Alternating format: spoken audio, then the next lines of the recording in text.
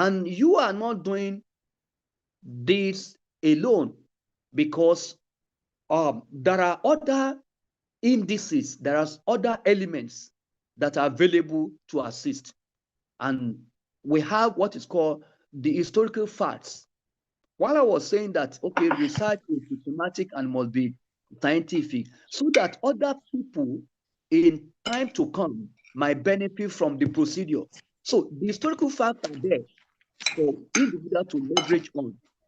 Then it's also expected that the existing philosophical ideas or theory to that will enable one to anchor the research that one is engaging in on. It's also available. Principles, materials, and methods are also available. All these must be adequately manipulated or applied to get solutions to the problem. For instance, when an individual conceived an idea that, okay, the number of days that a stroke patient is being kept in the hospital is rather too long. So now you want to come up with a new model by which the number of days that a stroke patient is being kept in the hospital becomes reduced. That's the idea that you have. That idea must be scientifically manipulated. And there are historical facts that how has it been, what has been the model by which stroke patients have been rehabilitated? What are the philosophical models that have been in place, the theories of it? Which one are you going to leverage on? Is it the supplement theory that you want to leverage on, or health model belief that you are going to leverage on? So this will fine-tune the ideas of one to be able to do what is expected of one to do. Then the materials, what are the materials needed for one to effect the expected change that one is presenting? What are the methods to follow in doing all this? And when one scientifically manipulated this or applied this, then there will be what we call an establishment of a new trend that will be communicated. So research is not complete until the findings is being communicated. And before it could be communicated, there might be levels of interrogation. Oh, how did you do this? Oh, how do you prove this? Oh, how could this one be proved with another community, another age? So all this interrogation will have been done. Then documentation now come and it's now being launched into the world, and then the result goes on. So purpose of a research, research, whether irrespective of the type of research, it involves gathering of data, informations, and facts to advance the body of knowledge. The body of knowledge is expected to be advanced day in, day out. There's no field of knowledge that have attained it all. No one. So there are rooms available for upgrade. There are rooms available to upskill the knowledge and the way things are being done. So research is about to expand the frontiers of knowledge in a specific area or specific areas of human endeavor. Call it whatever. We are in tune with rehabilitation medicine, and there are diverse rooms for advancement or expansions of the frontiers of knowledge in this area of our calling, so to say, rehabilitation world. So rooms of advancement. So the research is necessary for us to expand the frontiers of knowledge in this area of our calling. In terms of the treatments to our patient, we have not gotten it all. We have not attained it all. So we still need more knowledge on how to manage our patient. So when advanced knowledge comes in, it will be easier for patient to enjoy the service provision that we offer. And we also have what is called a benefit from the research that, or maybe the time that we spend on each patient will become reduced because we have facility to work with that will make the work to be faster and easier and smooth for us.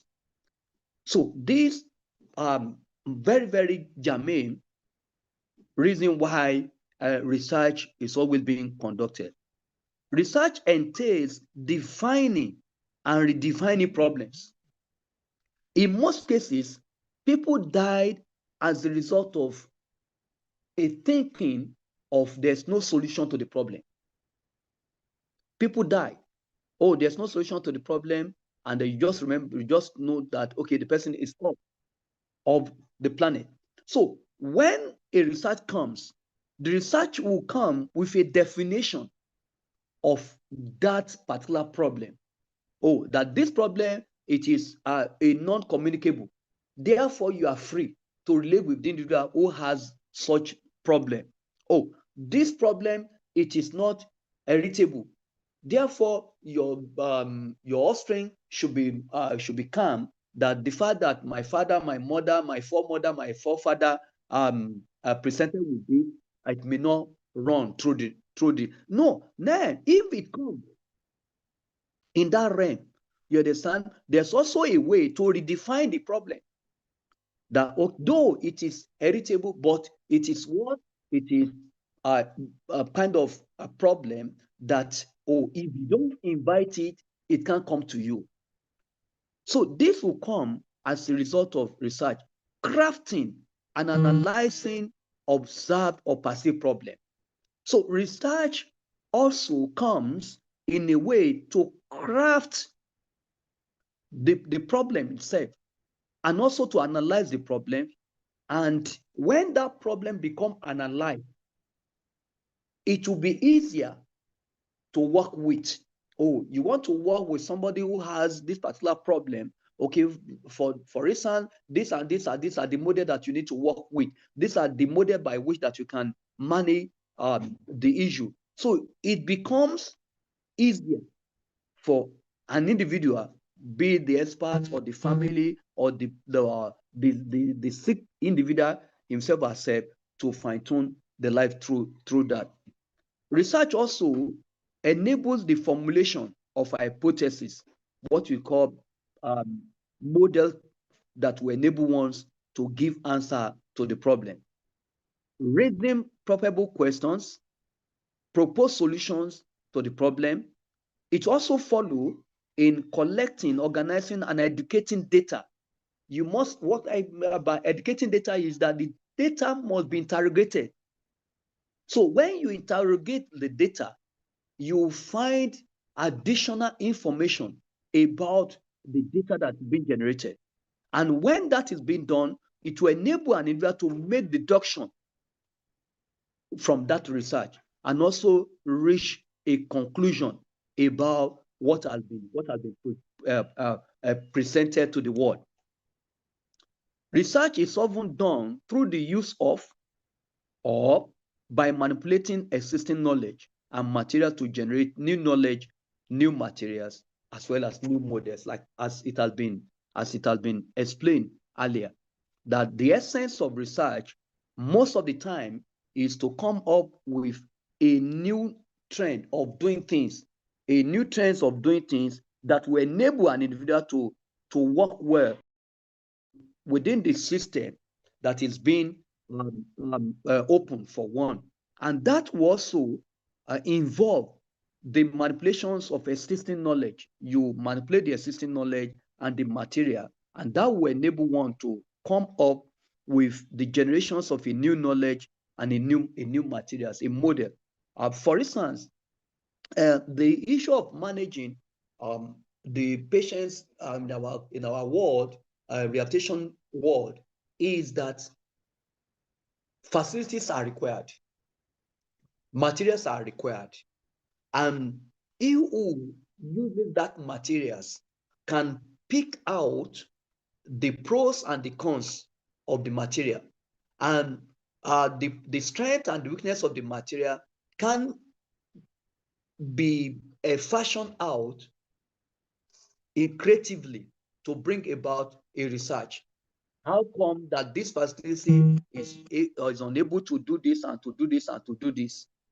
So that might also help in the realm of generating new materials or new facilities that will enable an individual to come up with what is expected of him or her. And that will make the service that we render profitable and beneficial to our consumer.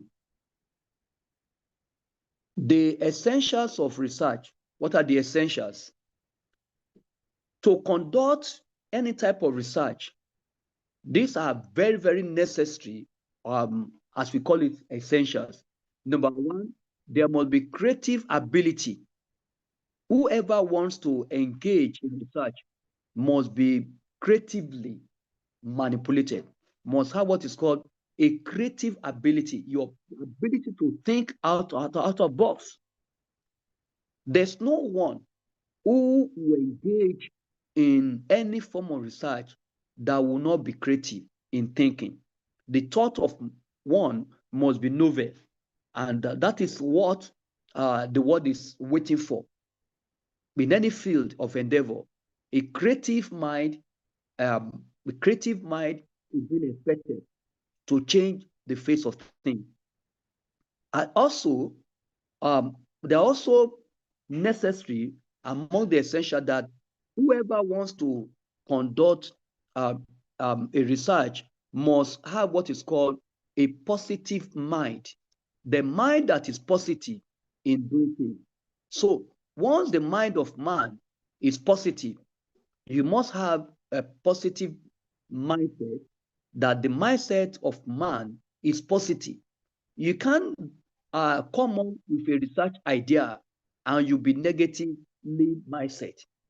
A negatively mindset individual can never achieve any result, because you might get to the bricks as you continue in the journey of the research. You might heal the brick, and if you are not positively in thinking, in your thought, you can't go ahead. The individual must be go-getting someone. You must have a developed go-getting mind, that no matter obstacle, no matter hindrances that comes, you must launch ahead. And it's a way to say that there's no in the journey of research. For an individual to come up with a research finding, definitely there might be obstacles on the way. And you must be able to do what? To surmount the obstacle. Like, for instance, probably that you want to engage in the research now, and you need some facilities that are not readily available here in Nigeria. As we said, that you must look for the materials, you must source the material before you begin. So it might take time for you to get the materials. So there might be obstacle here and there, the government policy, restrictions on importation here and there, like these days now, custom issues. The facility gets to the nation, and the custom holds this. You must explain this. You must have this document. You must have this to be able to clear this one.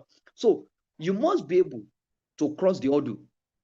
So that's the go-getting mind. Then sourcing of the needed materials, every materials needed. And that's the major reason why we say one must be creative in thinking ability. What are the materials that will be required? It's not always funny to commence a research, and at the midway, you now begin to think or to look for, oh, I will have gotten this, I will have gotten this, I will have gotten it. Why can't you have gotten it from the beginning?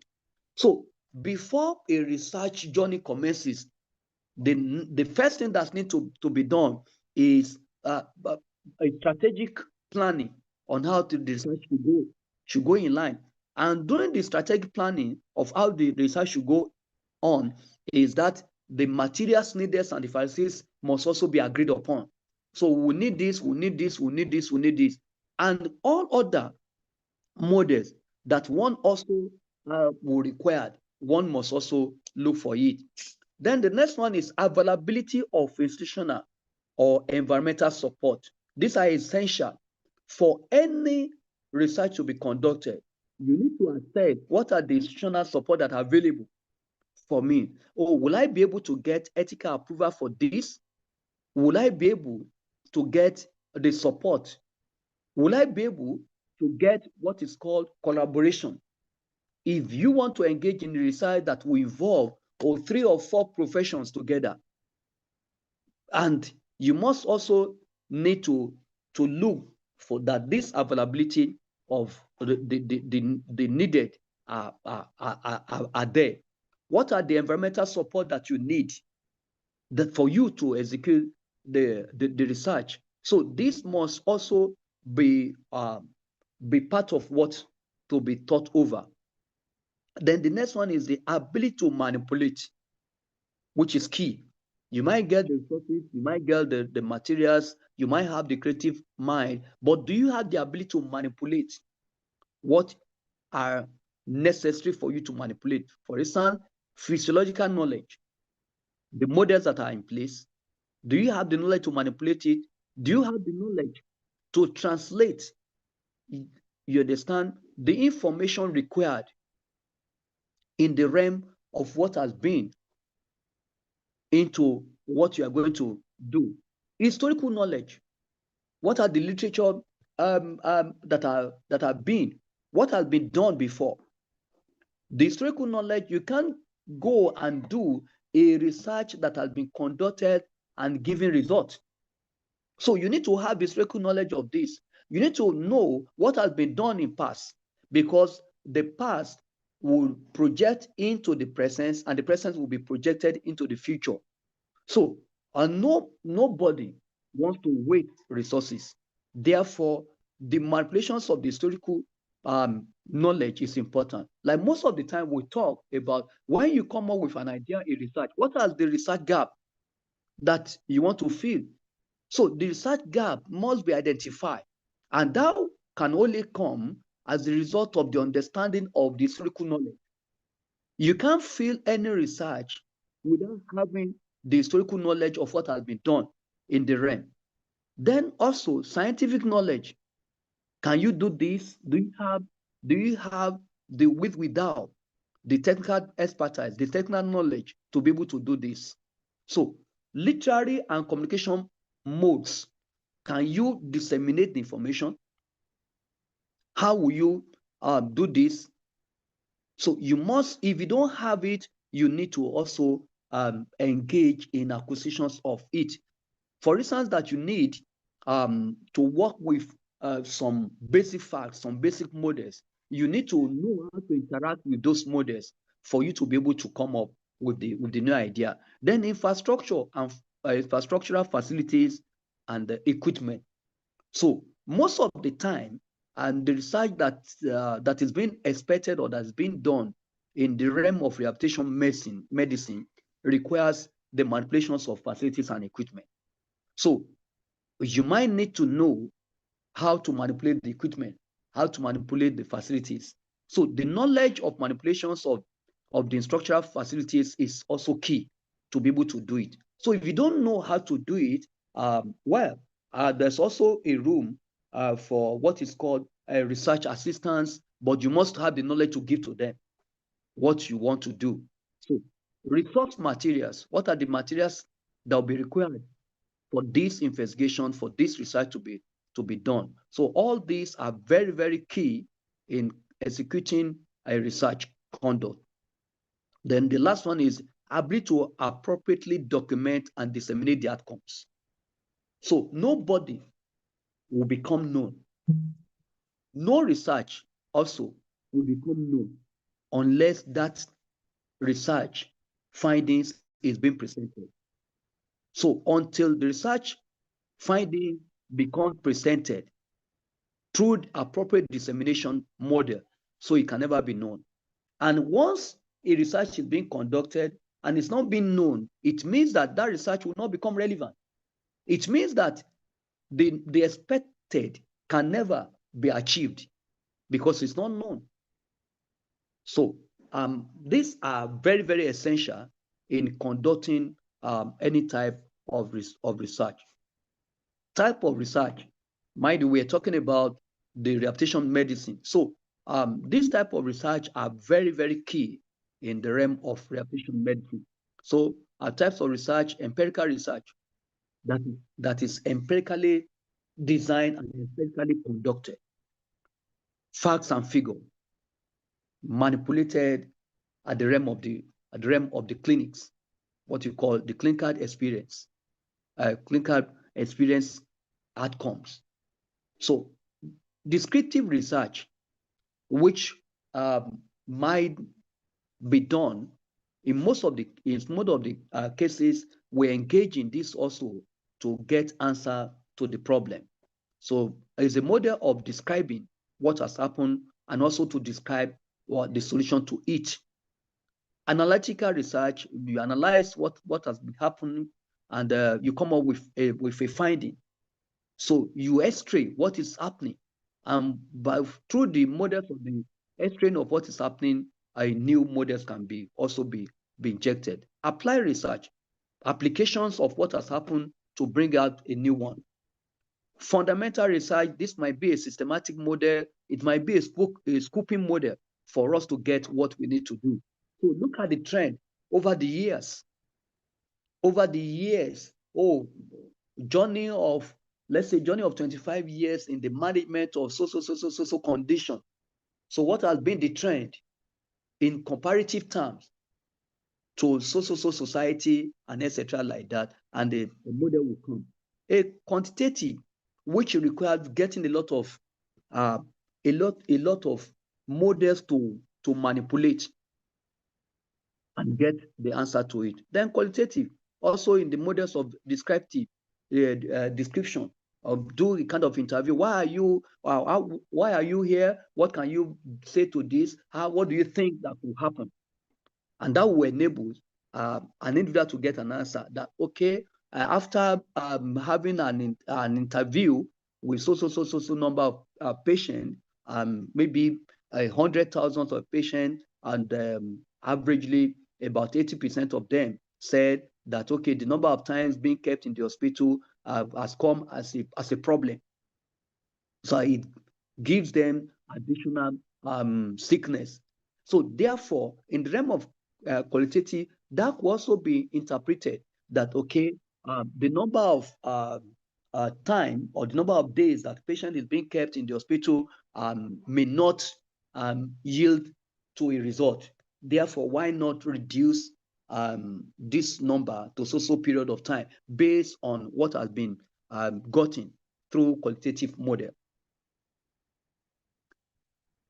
Now, gradually we are coming to the level that we should be talking about the capacity in our world.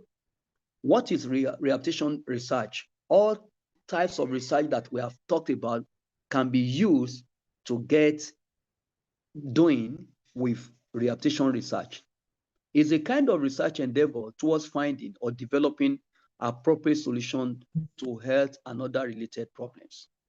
We can engage in any of the types of research that mentioned earlier to get answer to problems that has to do with the health and wellness of our patient. Even it could also be a model to get answer to the request of we ourselves as experts. How could I have a reduced number of hours attending to patient? So now a qualitative research model can be conducted to interview so many experts in the field. You understand, and from the experience of what has been done, and therefore a recommendation might be given. Rehabilitation research is a way by which to improve or promote effective, healthy living and healthcare services to the patients, which is the ultimate of the service that we render. The ultimate of the service that we render is that the care must be given to the patient. So the patient must have the benefit of the professions. the benefit of the service delivery.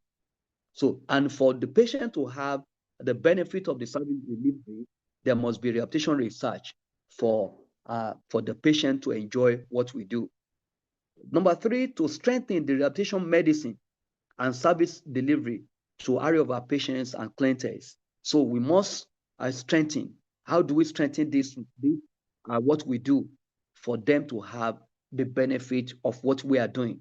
So rehabilitation research must be conducted, which will enable us to do what we are doing even in a better way. So it's necessary.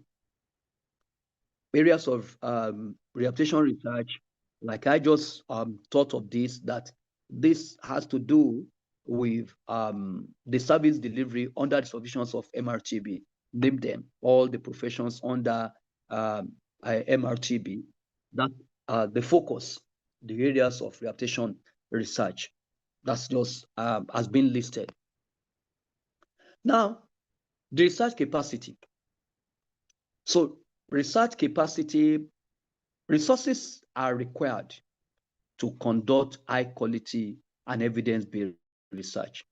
Resources, be it human, physical, financial, technological, technical resources are being needed to conduct high quality and evidence-based research.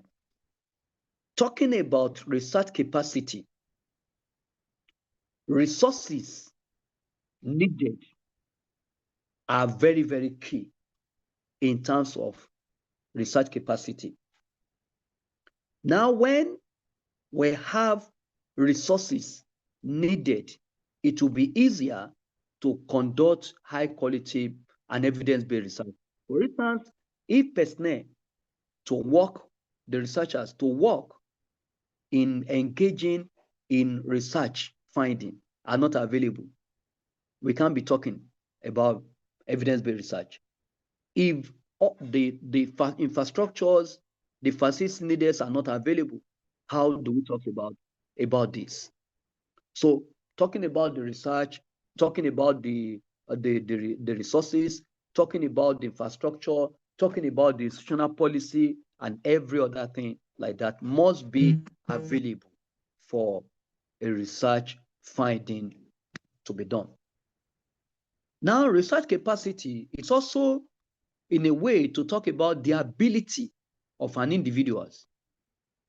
What is the research capacity? The ability of an individual or group of people, organization, institution to systematically coordinate the research. The ability is also key. Resources, ability are very, very key in engaging in rehabilitation research.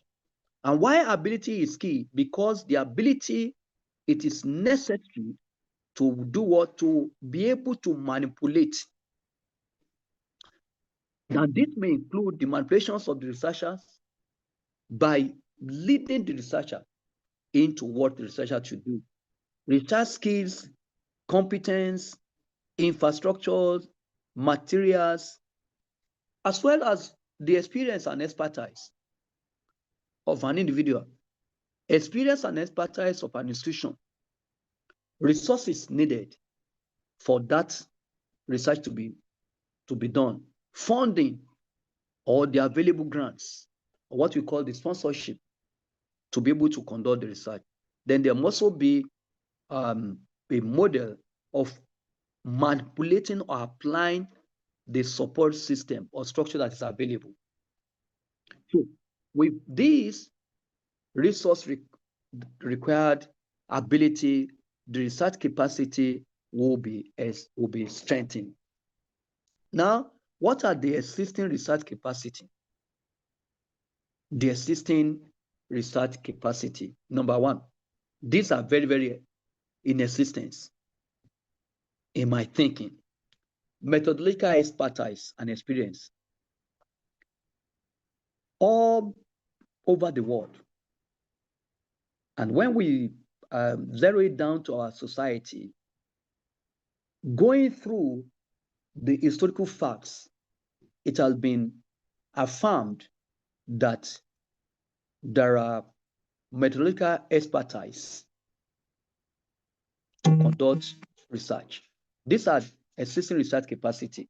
We have the methodological knowledge to go about research, and that comes as a result of the evidence that are available, the contribution of the rehabilitation medicine, the contribution of array of personnel under the supervisions of MRTB in all the areas of endeavor of the personnel.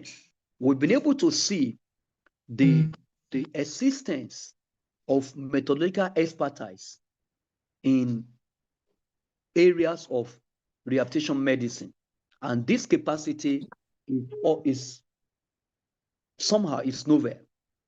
This capacity is also rewarding, and we also have the methodological experience of the personnel who had been conducting a series of research that are being celebrated locally and internationally, that are being referred internationally and locally.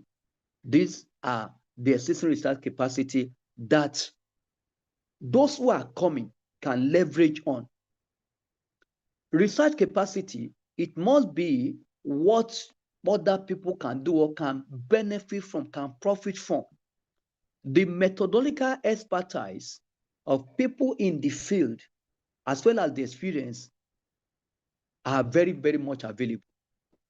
And whoever wants to engage in rehabilitation research can leverage on this to come up. And like it being said at the primary level, that you move from known to unknown. And when you have people that have known, what you just need to do to heal yourself from the unknown is that you relate with those who know, and you profit from their wealth of knowledge, wealth of the experience, and that will enable the strengthening of rehabilitation research. Though no one knows it all, but the little Mr. A knows can be a benefit to Mr. B, C, D. And by the time Mr. A, B, C, D know, it will be easier for Mr. E, F, G, H. Then it becomes strengthened in that way. So, of a truth, methodological expertise and experience are available. And I know that that will help us in strengthening rehabilitation capacity and the endeavor that we find ourselves. Number two, availability of research materials. We have quite a quantum of research material that might be required to conduct rehabilitation research. In all the fields or professions under Medical Rehabilitation Therapies Board, we have research materials available. Talk about the literature. We have rich literature, locally made as well as coming from the world over. These are available. We have other materials in terms of models of assessment materials, rehabilitation materials that might be needed to conduct further research. You also have this availability of research material that could also be reviewed in coming up with a new model, a new one that will enable us to do what is expected of us profitably to our area of patients. The materials are also rich in a way to help us to launch from the level that we are into the new trend, into the new realm that is being expected. So these are very, very much available. Then number three, we have availability of patients that to be used, participants, respondents. Nearly in all the profession under the Medical Rehabilitation Therapists Board, that will not be saying, oh, we don't have a patient to engage in research. They are available. And once you have participants or respondents to work on in the realm of research, it means that you've already gotten an answer to where you are going, because since you have the tools to work with, it then means that the answers are available to get to what we are to get to what we need. We also have institutional policy and framework, which are meant to guide us. There are institutional policies to guide the conduct of research. How do I conduct this research? What are the frameworks? What are the frameworks to follow? We are delighted to invite you, and we hope that you come, because our spirits will be lifted by the next sound of the week. And we'll be very happy if you are here to sing with us. Okay, sorry, I just thought that there's an interlude somewhere. So, can I go on, please? Yes, sir. Okay. Now, talking about the institutional policy and framework. In places to conduct research, there are policies in place for us to follow. There are framework, what is called a template of how research should be conducted. These are very much available. And what it's expected of us is that we must leverage on this institutional policy. Because if a researcher run foul of following the institutional policy or framework, it then means that research will become another thing entirely. It could be turned to what is it called, armchair research, or whatever name that may be called. You understand? So it is necessary for us to benefit from this existing research capacity in the realm of institutional policy. So we have to know how to go about this. And once we go about this, it will be easier for us to come up with a new trend, whether in terms of facilities, in terms of equipment, in terms of our assessment, in terms of our treatment or rehabilitation to patient. Then the next one, it is what I classify that's also in existence. We have legal support structure in existence. So with the legal support, so you have a backing that whatever you are engaging in, the provider you follow the institutional policy and framework, you'll be covered. And you have the coverage of the law of the society to do the research and also to go about it.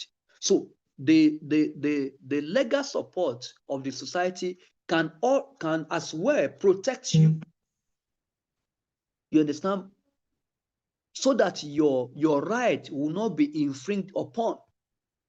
And most of the time, when the research is to be conducted, it is necessary for us to have what is called an interaction with the legal or ethical units, whereby one will be instructed on how to go about the issue that has to do with ethics.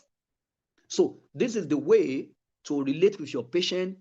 This is the way that you need to do this, and here and there like that. Get the consent of your participant, get the approval of this, the owner of these materials, get this and get that before you can begin to work about. I remember some couple of time ago, there was a particular study that we conducted. And before that study commences, we have to write a letter of approval to allow us to use the facilities, the instrument to evaluate the participant. We have to write to the what is called the organization that published the material. So we have to wait for a number of months and answer a lot of questions from this organization before we could make do with the facilities. Though we downloaded the facilities via online, you understand? But for the outcomes of the research finding to become global, in a way to globalize the outcome, so we need the approval that will be supported with will support the finding for it to become published. So we have to get all this. So the legal and ethical related support structures are available. So what we just need to do is to leverage on this existing research capacity in terms of legal and ethical related support structures, which are available to go on with. Then infrastructure or equipment. Like I said, in the rehabilitation medicine where we find ourselves, all professions under the supervisions of MRTB, we have structures and equipment. Then it might be that we want to upgrade this. And because we want to upgrade this, we need to conduct a research on how this could be done. And when the research is being done, we also have the agencies to partner with that can help us to fashion things out in the way that it will be appropriate from the research finding. So the infrastructure, the equipment are available for us to leverage on in conducting the rehabilitation research. We also have the environmental support. We work as a team. Collaboration, teamwork models is available.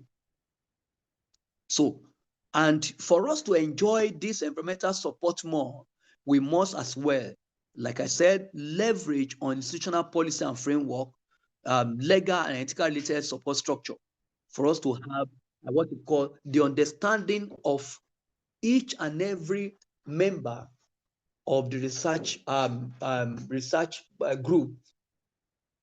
You understand? The role will be spelled out. Oh, you are appointed as individual to analyze the data collected. Oh, you are being engaged to collect data. Oh, you are being engaged to put the report together. You are being engaged to do this, to do this. So once that is being done in the realm that we follow the ethical issues, you understand, and it becomes a bond among us. So these are the environmental support that we will enjoy for us to be able to carry out rehabilitation research. These are very, very in existence. We have people that are available to collaborate with one another to be able to carry out effective rehabilitation research. Then other support system available. You have a support system, like there was an experience that I got some time ago in the process of growth, that there's this mind that came to me that we can do this kind of research and look at it. And lo and behold, creatively, I now saw somebody who has done something in the directions of that some couples of time ago. And I went to have interaction with the person. So this idea that I'm thinking this and this and this and this and this. Okay, how can I go about it? You understand? What could I need to factor into this and this and this and this? So this, in a way, is in existence. You have the experience of others, what I call, or in the realm of other support system, experience of others to leverage on. Like we do say in the realm of humanities, so sometimes that there's no knowledge that is new. We are defining or redefining or fine-tuning the knowledge. You understand? And also from the spiritual point of view too, we also look at it that, okay, before now, there has been a way by which our issue of rehabilitation had been managed. So to say, um, no new knowledge, but what we are having is a new trend of amplifying or as well as manipulating the knowledge that is available. So these are very, very key in strengthening rehabilitation research, and it's available. Also, we also have some other support system, like how will I communicate this research finding? Talking about how will I globalize this, making it a black and white of a thing that other people will read and benefit. There are pathways to publish the findings, which are in existence. Talking about book outfit is available for the finding to be published. Journal is available for it to be published. We have periodicals, journals, etc., like that, that these our findings could be published once it is being done. So we also have other support system, the availability of the critiques. Availability of the critiques. There are people that are available who are ready to make your work better by making their comments.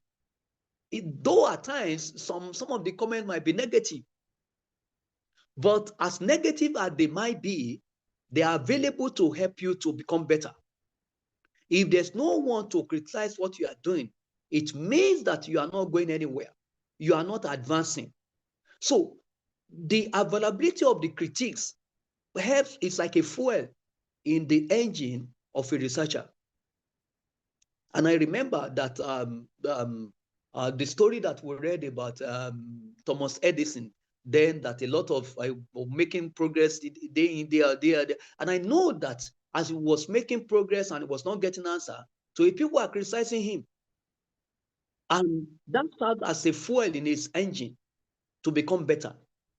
So we have a robust support system from the availability of critiques who will look at you and say, what are you doing?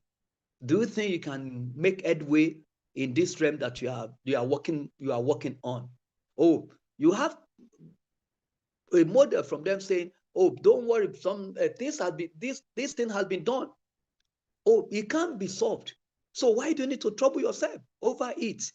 So the availability of the critiques, look at it as a support system. Then we also have the availability of the reinforcer. The reinforcers who are available to reinforce you. They are positive all through. And they are available to give support. Irrespective of the kind of support that require, they are available to support you. For instance, let's take for your institutions available to support. Government institutions is also available to support the idea that you have.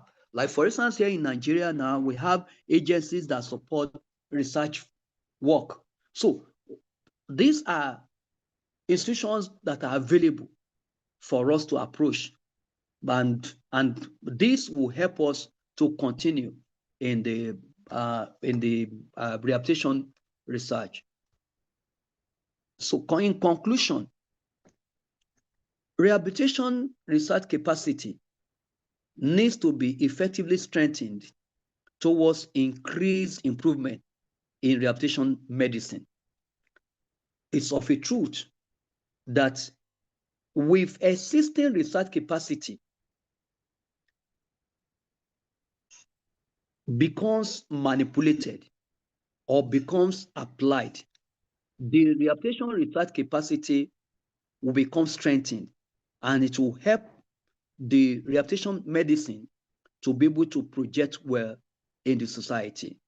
As well, the research capacity in the realm of rehabilitation will come up with what is called enhanced patient health-related service delivery. Like I said, that the goal of rehabilitation medicine is to ensure that the patients that being attended to enjoy smooth and perfect service delivery. So once the health-related service delivery given to our patient become profitable to them, will become relevant, will also become supported to continue doing what we're doing.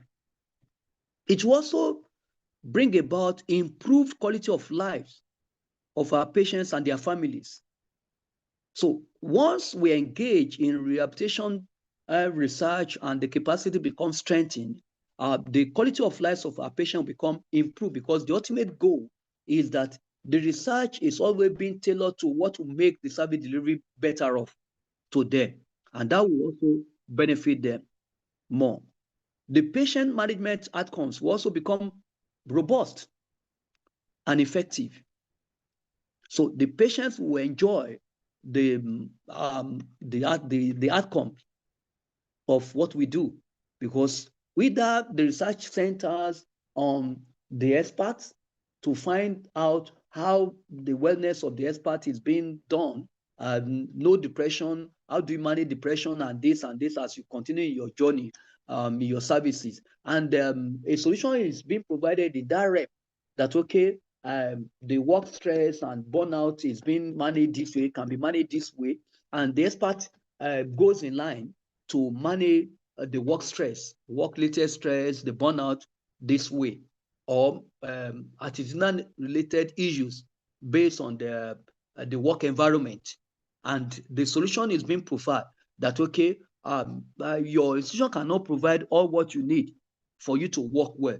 So just settle your mind and make do with what you have, and also create a model of getting improvised model to do whatever you want to do. And the expert leverage on this, the expert will be able to have what is called a better management over the patients, and that will improve the patient management outcomes. Then building sustainable research capacity. So strengthen rehabilitation research capacity will lead to a sustainability of research capacity. So you have people to leverage on, you have idea that you can leverage on, the historical facts, philosophical facts, and the models that have been created over time can also be leveraged on. So encourage the application of evidence-based findings and solutions in healthcare service delivery. So the rehabilitation research capacity, once it becomes strengthened, it will encourage the applications of evidence-based finding. So you have facts and figures to work with, to manipulate, and that will bring the solution to the problem. Then a kind of encouragement in the realm of promotions of initiatives and appropriate decision making, as well as policy. So this will also come as a gain over rehabilitation research capacity. Once it becomes strengthened, it will also indicate that individual or the personnel in the realm of rehabilitation medicine will be creatively engaged, because they'll have regular time to think, to initiate research that will lead to the promotion of better management outcomes, that will also lead to building of a sustainable research capacity in the field. And this will holistically lead to decision making, and as well aided the institutional policies or governmental policies. So new policy will come as a result of the outcomes of the research, and better thing will also be injected. So thank you so much. Thank you, sir. Thank you, ma. Here comes the Thank end. you so much. Thank you so much, sir, for this session that you've just taken. I don't know if, sir, are you going to take questions on this aspect, or Professor Nigbinde will take his part now, sir?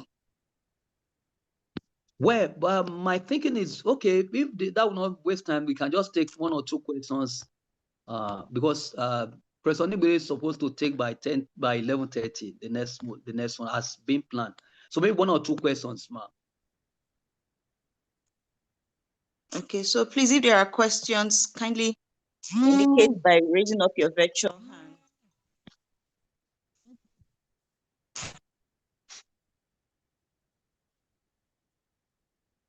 It's time for questions or contribution on the aspect that has just been taken.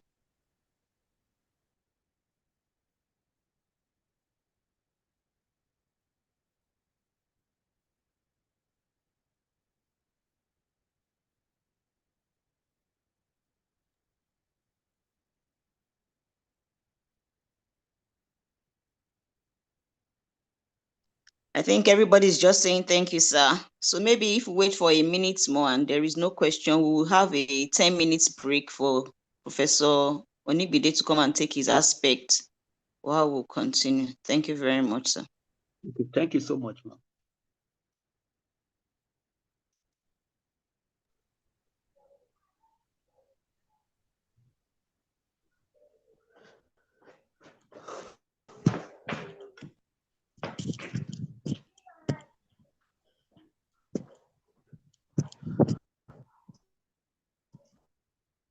How do we cross the hurdle of funding?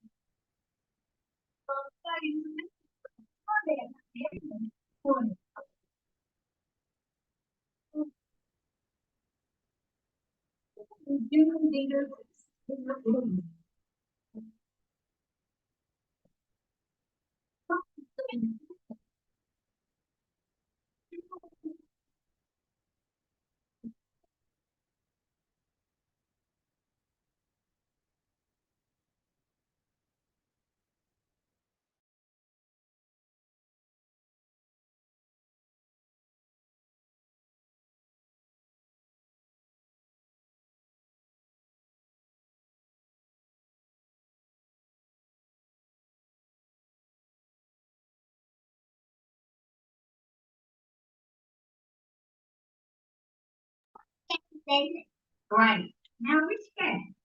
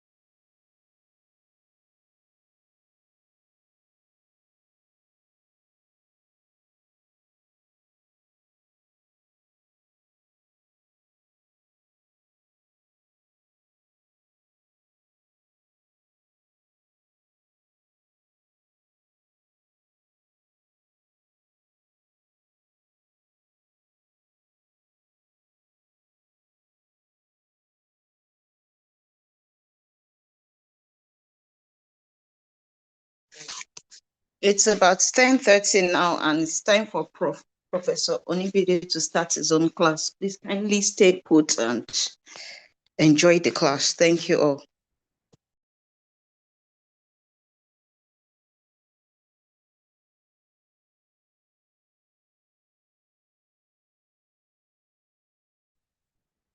Yeah, good morning.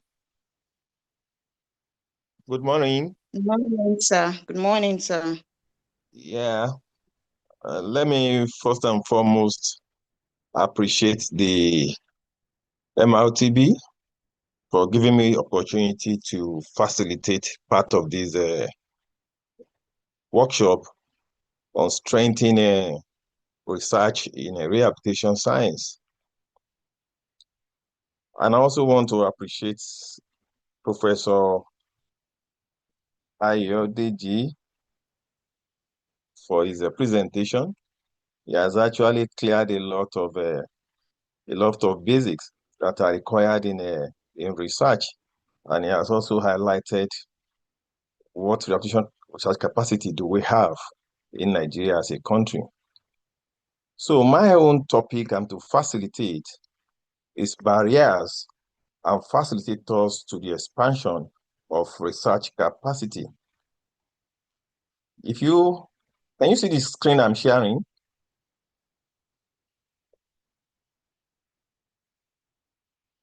We can see the Hello? title page, sir.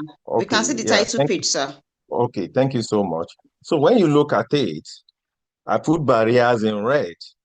And when you see red, that means that's danger. And I put facilitators and expansion of research capacity in green to show what is good for us and what can make us to flourish and work effectively as rehabilitation therapists. When we talk about barriers simply means an impedance. What stops you, or what hinders you, or what impairs you from achieving success in what you are doing. So barrier in this sense of research in medical rehab is actually talking about what are those things that are actually serving as resistance, or that is not making us to make progress in terms of research in the field of rehabilitation science.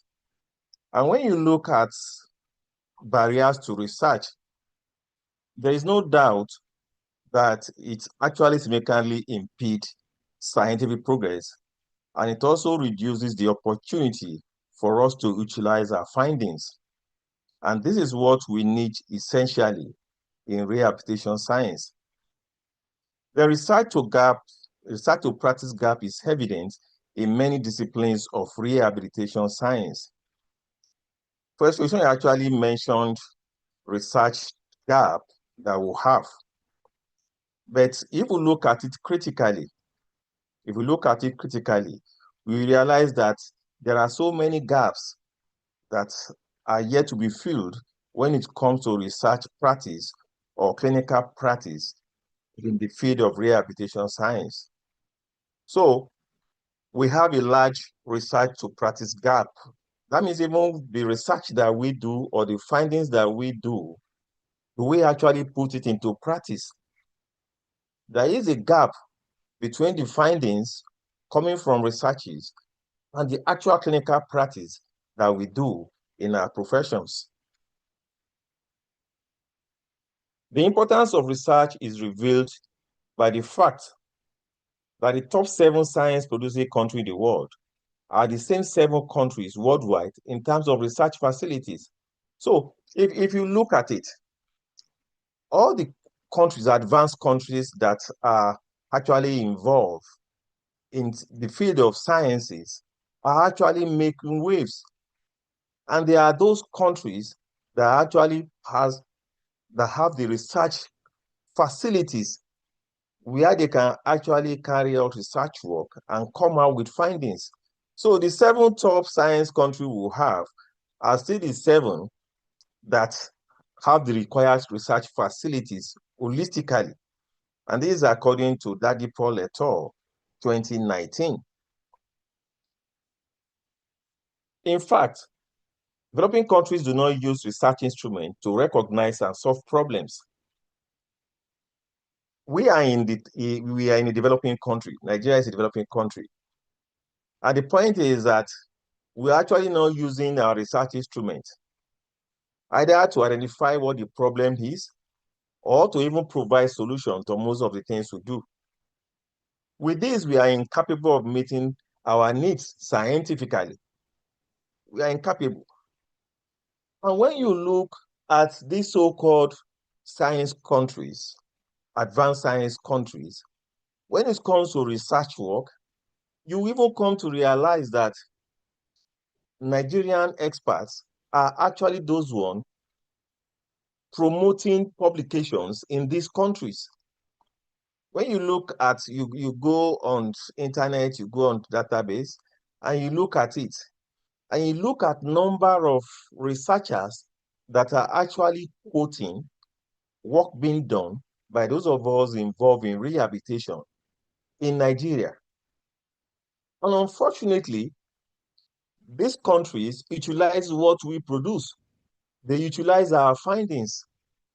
They meet of our findings. They build on our findings. There are evidences for this. If you are a Nigerian researcher in a rehabilitation therapies in Nigeria, let's say, for example, you have about 1,000 people who have actually made use of your work.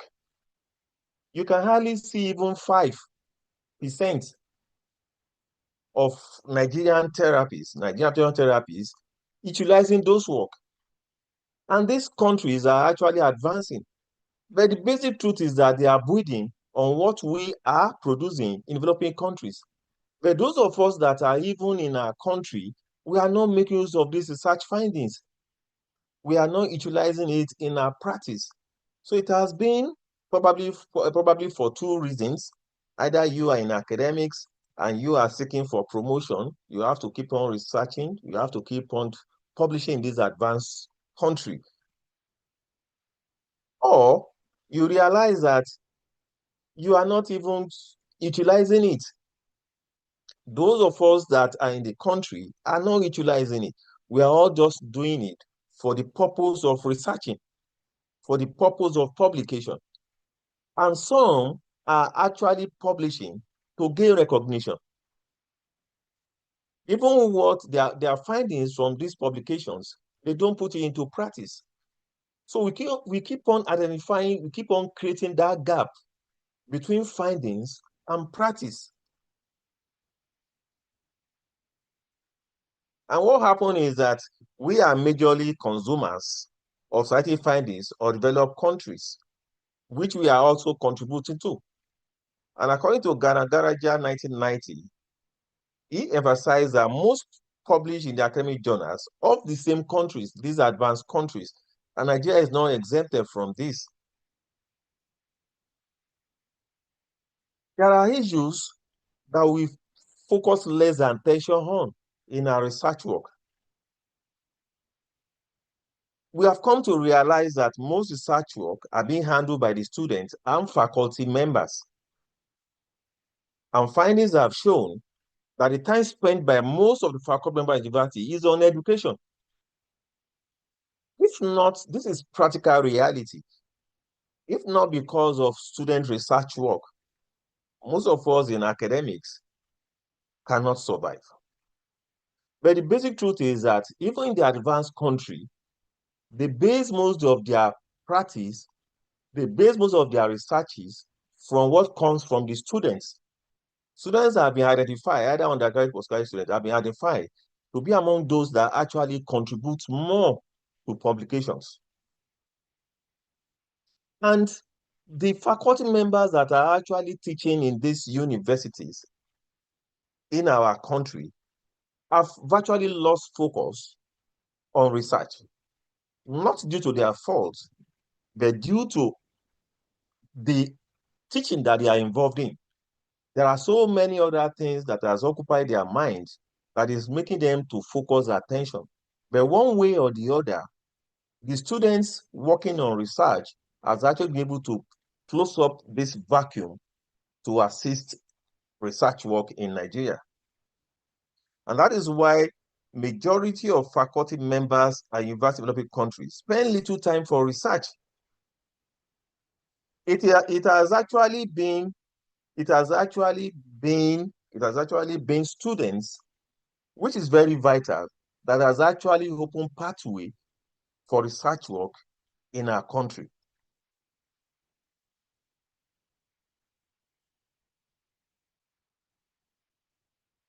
The use of students is actually being criticized quite all right in Nigeria, even in our own field of medical rehabilitation.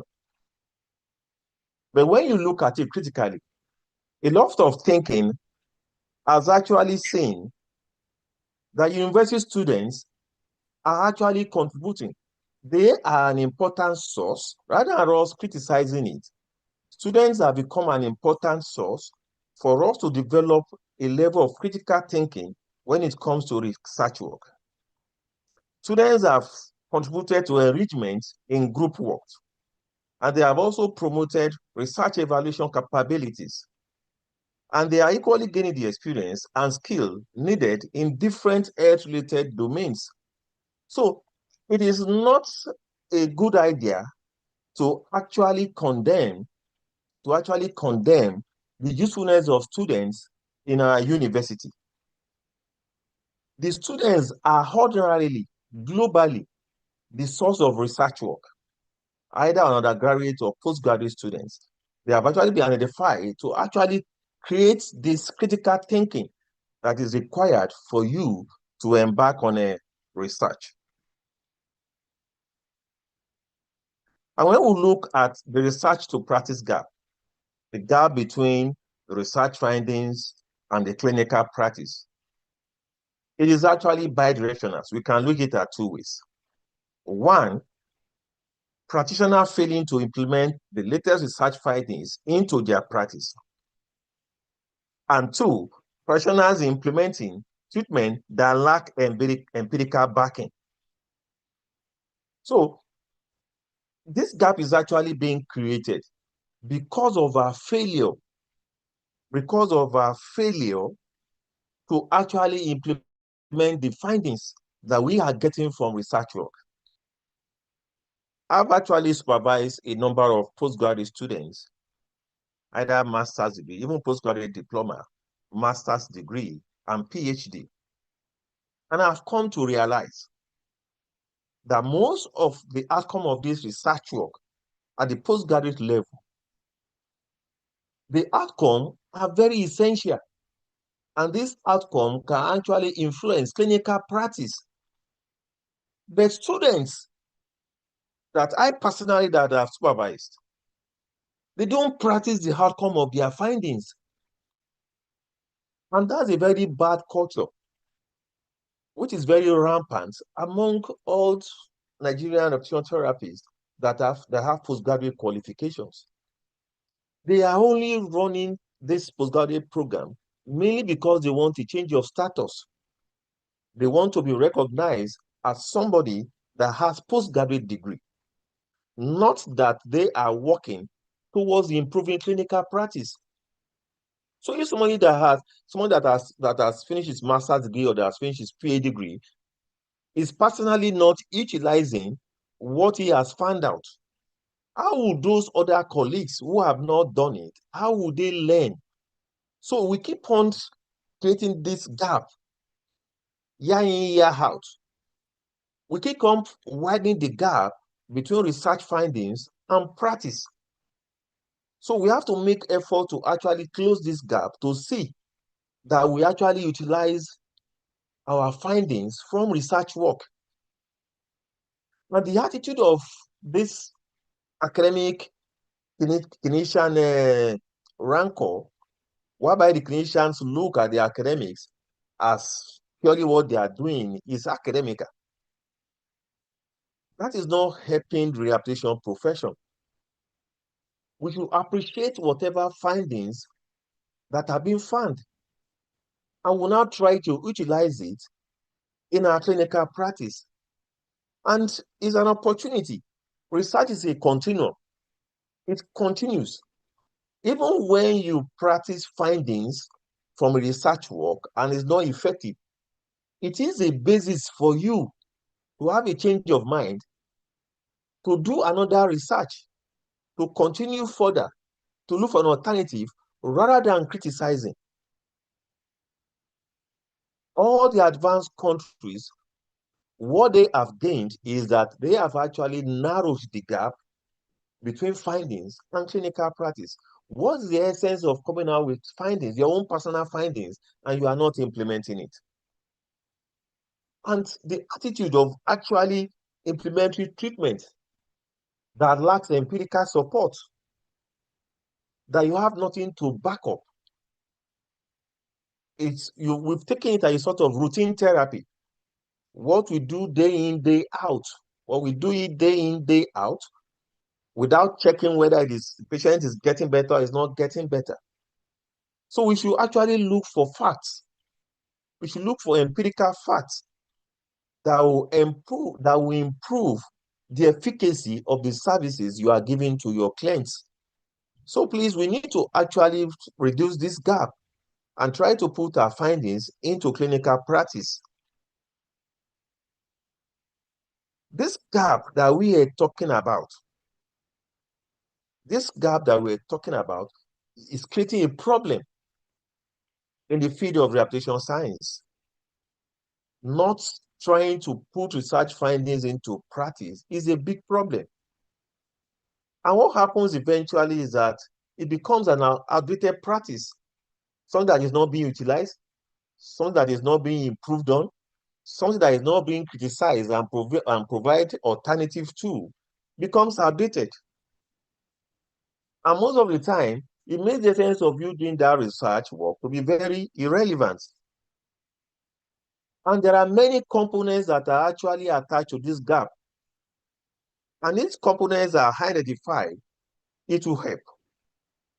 These components include practitioner failing to read the latest research article, researchers failing to examine applied issues that will allow them to conduct research relevant to clinical practice. This was actually defined by Valentino and Joanco in 2020. You must actually see the updated method, the updated findings that has to do with a particular pathology. Because one thing in research work is that it is dynamic. Like I said earlier, it is a continuum. You have to continue. You need to find out what are the latest relevant findings in that particular area of pathology.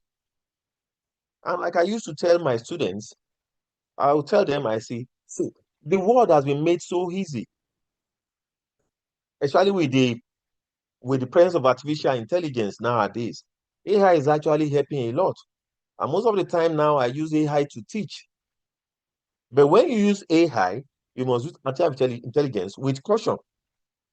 But the point is that if you actually search under AI, the most updated findings in a particular condition, you will have it. And this AI will also provide opportunity for you to actually read more about it. You have some links that will take you to that very research work. And when you are taken to that research work, that one will give you opportunity to actually criticize, to look critically at what artificial intelligence has actually summarized for you. And you are well trained. You now bring your own idea into it. You do clinical reasoning. You look at what AI has brought for you. If it takes you to the relevant findings, you have opportunity to actually look at this, to appraise these findings and see whether that summary is right or wrong. And with your own clinical reasoning, you can come out with a judgment. You cannot graduate 20 years ago. And what you are taught in school is still what you are practicing till today. And that's what we call routine physiotherapy practice. This idea of routine rehabilitation services, either in P&O or audiology, what I've been doing 20 years ago is still what you are doing, is wrong. You need to actually seek for information. Get the latest information. Get an evidence-based information that will give you the opportunity to practice the modern rehabilitation science. And when you now fail to appraise it, automatically, if you fail to appraise, if you fail to criticize, there's no basis for you to develop a research question because you are not bothered with that finding. So all those findings, if you have opportunity to even get some findings, you assess it, you criticize it, identify deficiencies, identify further gap, and this will give you opportunity to actually come up with some research questions that will now help you to formulate a future study in that particular area. Research is something that is dynamic, that you cannot live in a place. You cannot graduate 20 years ago, 10 years ago, and you are still doing the same practice without knowing what is the update, what is the latest in that particular area. Although when we look at it, we may have some reasons on why we have this gap. One of them is a large increase in demand for services. When you look at the demand for our services as rehabilitation therapies, you come to realize that it's actually increasing. It's increasing because the populace is getting more knowledge about what we have in medical rehabilitation. Even the medics, the doctors, the dentists, and other health professionals, they are becoming to realize that medical rehabilitation is something that they cannot do without. When you look at it critically again, we're actually having increase in number, whether you like it or not. We're having increase in number in almost all rehabilitation science field. The number of functional therapies is gradually increasing. The number of physiotherapy is increasing. Number of procedure orthotics, the number is increasing. Audiology SLT, it is also increasing. And we're also having increase in number of universities that are actually training professionals in this area of medical rehabilitation. The number is increasing. Look at it. The number is increasing. The demand is also increasing. But the point is this: if demand is increasing and number of people are also increasing, the ratio proportionate one to the other, do they match? Do they match? The answer is no. Despite that we are having increase in demand, increase of practitioners, what practitioners that we are producing is even yet to meet this demand. And when we rely on the academic world of the university or training institution to actually produce researches, the point now in Nigeria, the number is still very low. The number is still very low. So we don't have enough rehabilitation therapists in the university and our other training institutions. So when the number is low, the implication is that turnout of researches that you are going to have from the four corners of the university or any other educational institution is not there. So we still have a significantly number of low researches coming from the academics. And unfortunately, due to our attitude in this part of the world, the clinicians, those rehabilitation therapies in the clinics, are not trying to fill up the vacuum. The gap is still there. They don't have interest in clinical researches. When you go to the UK, you come to realize that in UK, more rehabilitation therapies in the clinics are publishing than those in the academics. But it's the other way here. So sometimes when I look at some clinicians, let me take the topic for example. I will have to mention names. When I look at some clinicians, take for example, Dr. Yewole from Ogun State. Take for example, Dr. Michael Ogunlano, also in Ogun State. Take for example, Dr. Adekola Ademoyegun in Osun State. These are clinicians, but you need to come and look at the number of clinical researches that people are involved, and they are clinicians. These are typical examples of people that we should follow as clinicians to actually deliver. They are right there in the clinics, and what they do research work as clinicians. So this is a kind of gap that we need to find a way to fill. If you are having more number of people in the clinics than in the academics, the implication is that the research work should not be left alone for the few people that are in the academics. That means the clinicians will have to wake up. They see patients on daily basis. They document these patients they see on daily basis. So it won't be out of place. It should even be easier for them to do research work, because virtually almost all the resources that they need are there.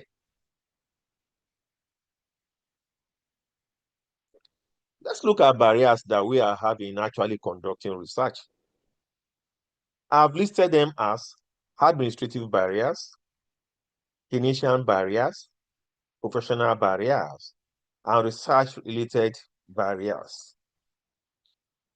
So these are 4 key barriers that I've identified. Those that has to do with administration, those that has to do with clinical practice or clinical practitioners themselves, barriers that are arising from the professions themselves, and there are also some research-related barriers. Research-related barriers may be availability of resources to do the research, the time to do the research, not having adequate knowledge about research. All these are research-related. So let's look at them one by one. Administrative barrier. When you don't have research mentors. When you don't have research mentors, it becomes a problem. There must be a mentor. And a mentor is somebody that has risen up to a certain peak in his career in rehabilitation science. And before you can say you are a mentor, automatically you must have mentees. You must have mentees. So it is very important that those that are the higher cadre provide mentorship for the junior ones. Give the junior ones opportunity. Whatever administration that they are doing or that you are doing that's impairing the process of mentorship, we need to address it. Then the lack of fund. There are some research work that will actually attract financial support. So if there's no financial support, it becomes a problem. But when you talk about financial support, there are opportunities that are available for funding. Even if you don't have funding from a whole institution or from a whole organization, there are other areas that you can actually source for fund. I think I will talk more about this funding or grantmanship when I take my next lecture. The lack of time.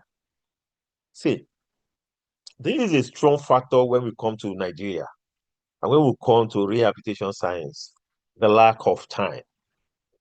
The number of populations, of clients, of patients that we see in our clinics are increasing on hourly basis. Probably you're not supposed to see more than 5 patients in a day. And you get to your clinic in your whole posting, you have about 30 patients. You have 30 patients. Even the appropriate documentation that you are supposed to do on those patients, you're not able to do it. Because probably you have to see 5, but you have 30 before you.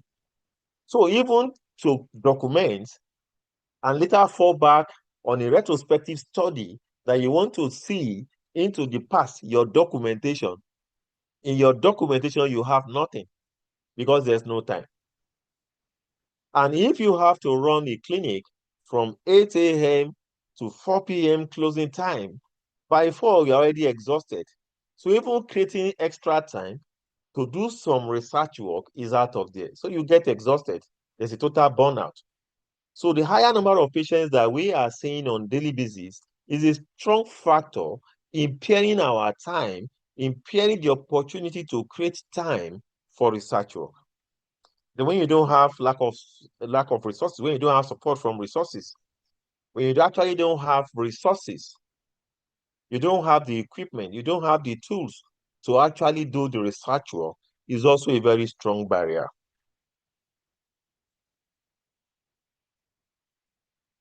The clinical barriers. You still have the issue of mentorship as a clinical barrier. See, for you as a clinical rehabilitation therapist to actually get to the level of a mentor in research work, you yourself must have attained certain level. If you don't have that level, you cannot be a mentor. You cannot be a mentor. See, when I came into academics, I chose a mentor because I was nobody when I joined academics.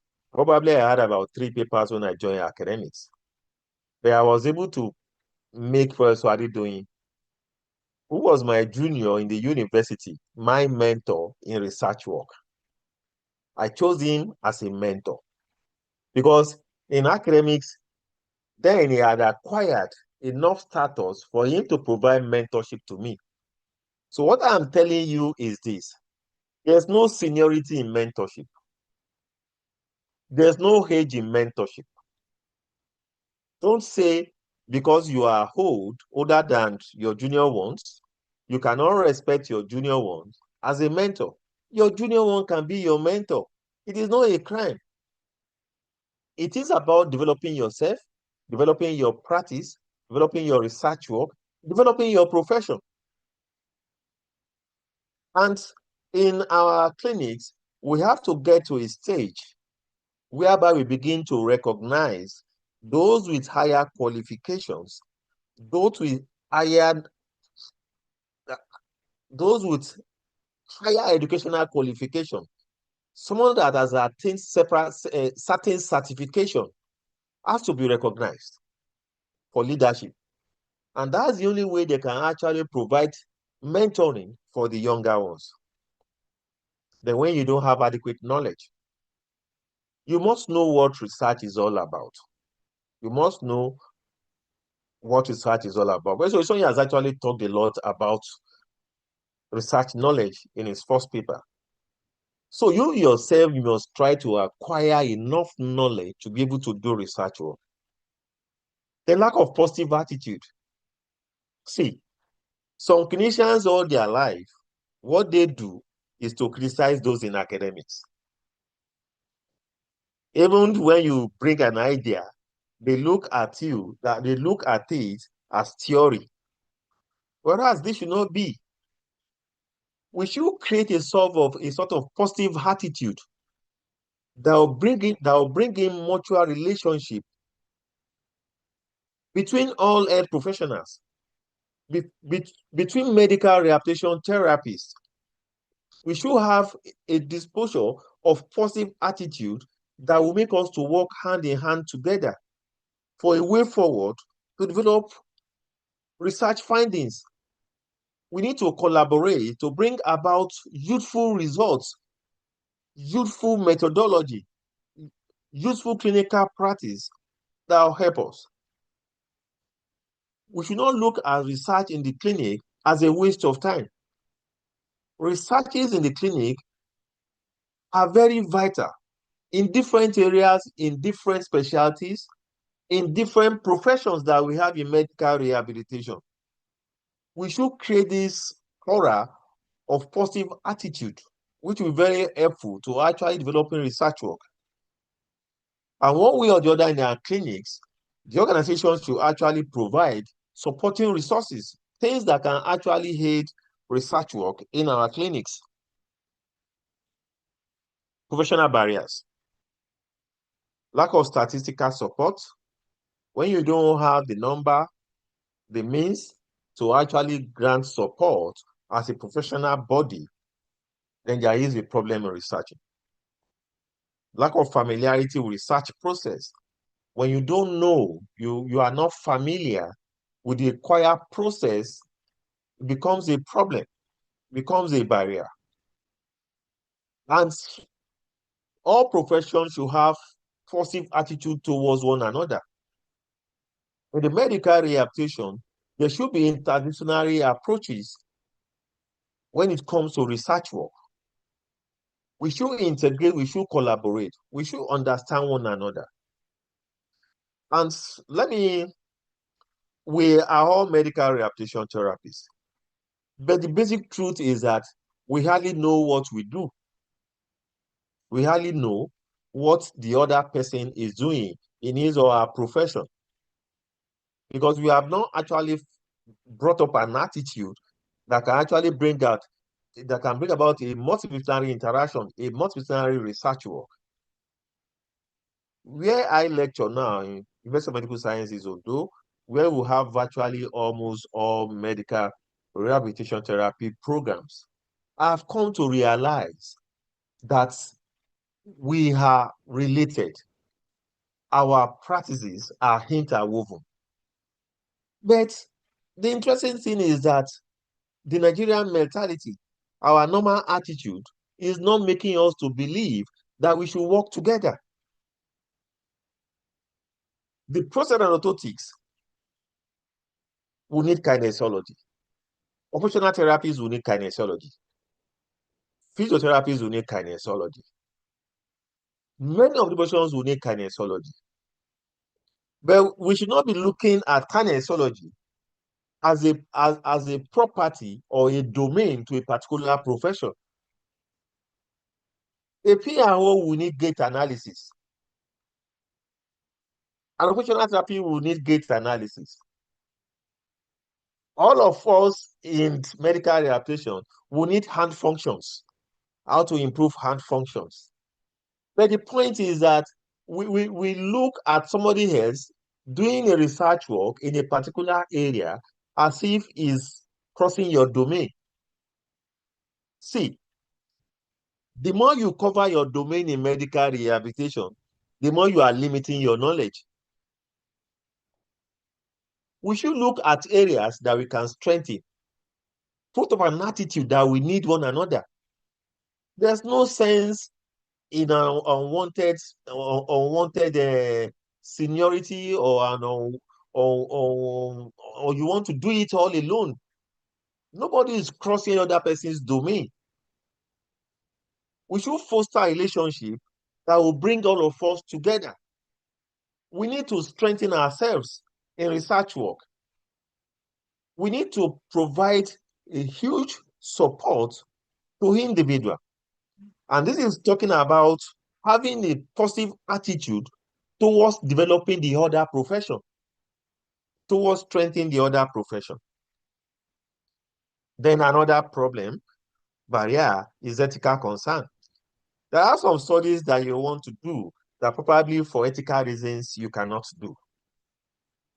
And there are some procedures that you have to adopt because of ethics that is involved in it. So when you are having too much resistance in terms of ethics, you're not able to carry out some work. So we have other barriers, such as competing contingencies. I've actually mentioned something like competing contingencies. Take, for example, when your clinic is overcrowded with clients, when you have more than what you can chew at your hand at a particular clinic hour. When you don't have time, you are involved on other things that does not give you the opportunity to go on to embark or research. Another one is lack of a formal institutional review board. See, in every teaching hospital, in every state hospital or federal medical center, there should be a national review board. This national review board, one of their reasons, one of their functions is actually to see that you conduct research work. By the time you say you want to introduce research findings or involvement in research work to employ clinical therapists into the hospital, there will be a lot of kickback. But I think we have matured to a stage that even when you want to take up a clinical job, not a clinical job, the national review board should be involved. They should know, even when you want to gain promotion, in your clinical work setting, if you want to gain promotion, we should get to a stage that the hospital, the management will want to know what you have contributed the last 3 years that you are now seeking for promotion.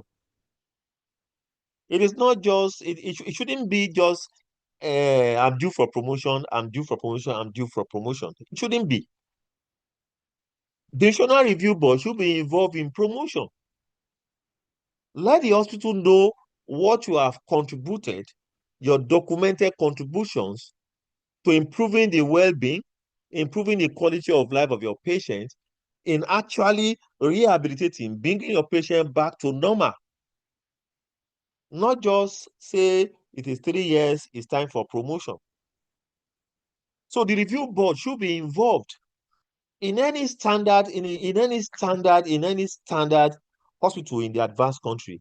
They want to know what you have actually contributed. It is not a number of figures of number of years. It is what have you contributed to improve your patient? What have you contributed to rehabilitation? It is very important. And we also involve rigorous methodology. There are some methodology that are quite cumbersome. That are quite cumbersome, that will make the research work not visible. So you have to think of other ways of how to do it. You have to think of other ways to do it. See, you want to do gait analysis. I don't think in all of Nigeria we have more than 1 or 2 gait machines, either in academics or teaching hospital. And by the time you want to do the research work on gait analysis, you have to fall back on the local one, which is our footprint. I don't want to talk much about facilitation now, but let me just quickly mention this. You don't have a gait analyzer, you don't have a gait machine, which is a strong barrier. But you should be thinking of Nigerian factor. What if you do a gait analysis that's involved the use of footprints, and you want to publish in the advanced country journal, they may turn down your journal. They may turn down your publication because you are using the manual laboratory gait analysis. This your gait analysis is a research work that you can actually promote within your own hospital. Is what you can promote in Nigerian journals of medical rehabilitation. And that will be for our local consumption. So in case you don't have a gait machine, then what is the alternative that you can do to analyze gait?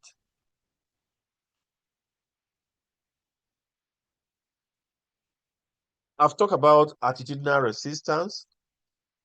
Then define research method in rehabilitation. You see, research method is something that is very, very interesting. Research method is something that is very, very interesting.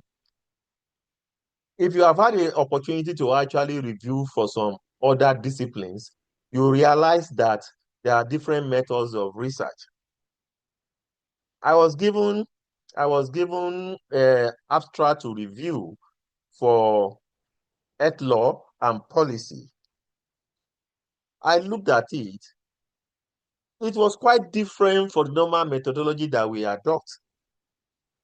So even within the field of medical rehabilitation, there is bound to be differences in our methodology.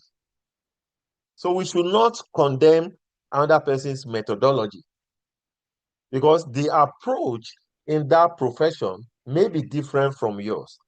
What you just need to do is to realign ideas and come out with the best, not to condemn someone's research method. Communication barrier. When there's no adequate communication, let me tell you one thing. I've been practicing for about over 3 decades now. I was having some ringing in my ears, in one of my ears, and I told Professor Ulawi, who's an audiologist, and that was when I said in my inaugural lecture that one of my children was definitely read audiology. Prof came in, he put the machine in my hair, and he was actually showing me the clock, the wax that I have in my hair that is giving me that ringing. Then he referred me to Mr. Michael, and interestingly, he flushed it out and he showed it to me. I saw the way, oh, so this is part of what audiology is. So we should be ready to learn from one another in medical rehab. We should be ready to learn from one another. We should communicate. We should not put any barrier in our communication when it comes to research work. And we must always collaborate. Length and depth of training is another barrier. So people look at it that, why do I have to spend so many years? And in some professions, we still have a diplomate program, that's still run diploma program. Some are running 2-year program, 4-year program. We now have the degree program. Within a profession, we have condemnation. They condemn one another. And that is not good enough. We should not, the person that is having a 5-year program should not run down somebody with a diploma. And a diploma too must also dream to achieve higher qualification. This is all in the name of growing your population, of growing your profession, or in the name of contributing more to efficient method of treating your patients. So we shouldn't allow length and depth of training to actually be a barrier to our profession. The difficulty in forging successful career path outside the single disciplinary structure. See, you should actually look at this idea of career path. I look at it that within the medical rehabilitation, we are not actually promoting cross-fertilization. If you go to some advanced country, if you are a physiotherapy, you have the opportunity to actually do your postgraduate in occupational therapy. We have some that are occupational therapists, and they encourage you to do your postgraduate training or do a makeup training of a year or two, then you proceed in another profession. If this idea comes into our research work too, we'll make a lot of progress. I'll be contributing more to the medical rehabilitation field. Then international research and training. Impediments to obtaining research funding for international research. The scarcity of international departments in the academic work. We should actually have in all our setup, either academic or clinic setup, we should have an interdisciplinary department. There should be an interdisciplinary department. Under this department, that is where cross-fertilization of ideas. What is our ultimate goal in rehabilitation? To bring our patient to a state of near normal. So if you want to bring your patient to a state of near normal, there should be a forum that you discuss that patient. There should be a unit that you come together and discuss that patient. A stroke patient will need all rehabilitation therapists, whether you like it or not. A stroke patient will need all rehabilitation therapists. So it is not like you now have a stroke patient in your own clinic as a physiotherapist, and all your focus is just physical rehabilitation. That's all your focus. You're not thinking about the speech defect. You are not thinking about providing orthosis to help in reducing spasticity. You are not thinking of how do you improve the speech of the patient. You are now thinking of how you integrate that person back to society and how you go back and function in his or her occupation. So the idea of interdisciplinary department is what we should be thinking of, where we come together in a round table, discuss our patients, putting all our ideas together. And this particular department is not only promoting the clinical aspect of the whole thing, it's something that also be integrated into research practice. You come together as a team, formulate your research questions, and you may develop about 3 or 4 concepts on a particular case. They also have perceived lack of heartless for the publication and dissemination of disciplinary research results. Yeah, this is key and is a strong barrier to research work. In Nigeria now, prostate and orthotics, I can't think of any professional journal for them. Audiology, I can't think of a professional journal specifically for audiology or speech language therapy, and the same thing for occupational therapy. And what this one is pointing out is that, one, we should help one another. We can allow those in other fields with less journals to publish in our own journal of medical rehabilitation. And that's a way the younger ones can actually grow and become bigger. So it is very important that we actually give rooms, we produce outlets, we promote outlets where publications can be made from all the rehabilitation professions that we have. I want to quickly take us to a table. I have 2 tables, and I want to go through those tables. Let me see.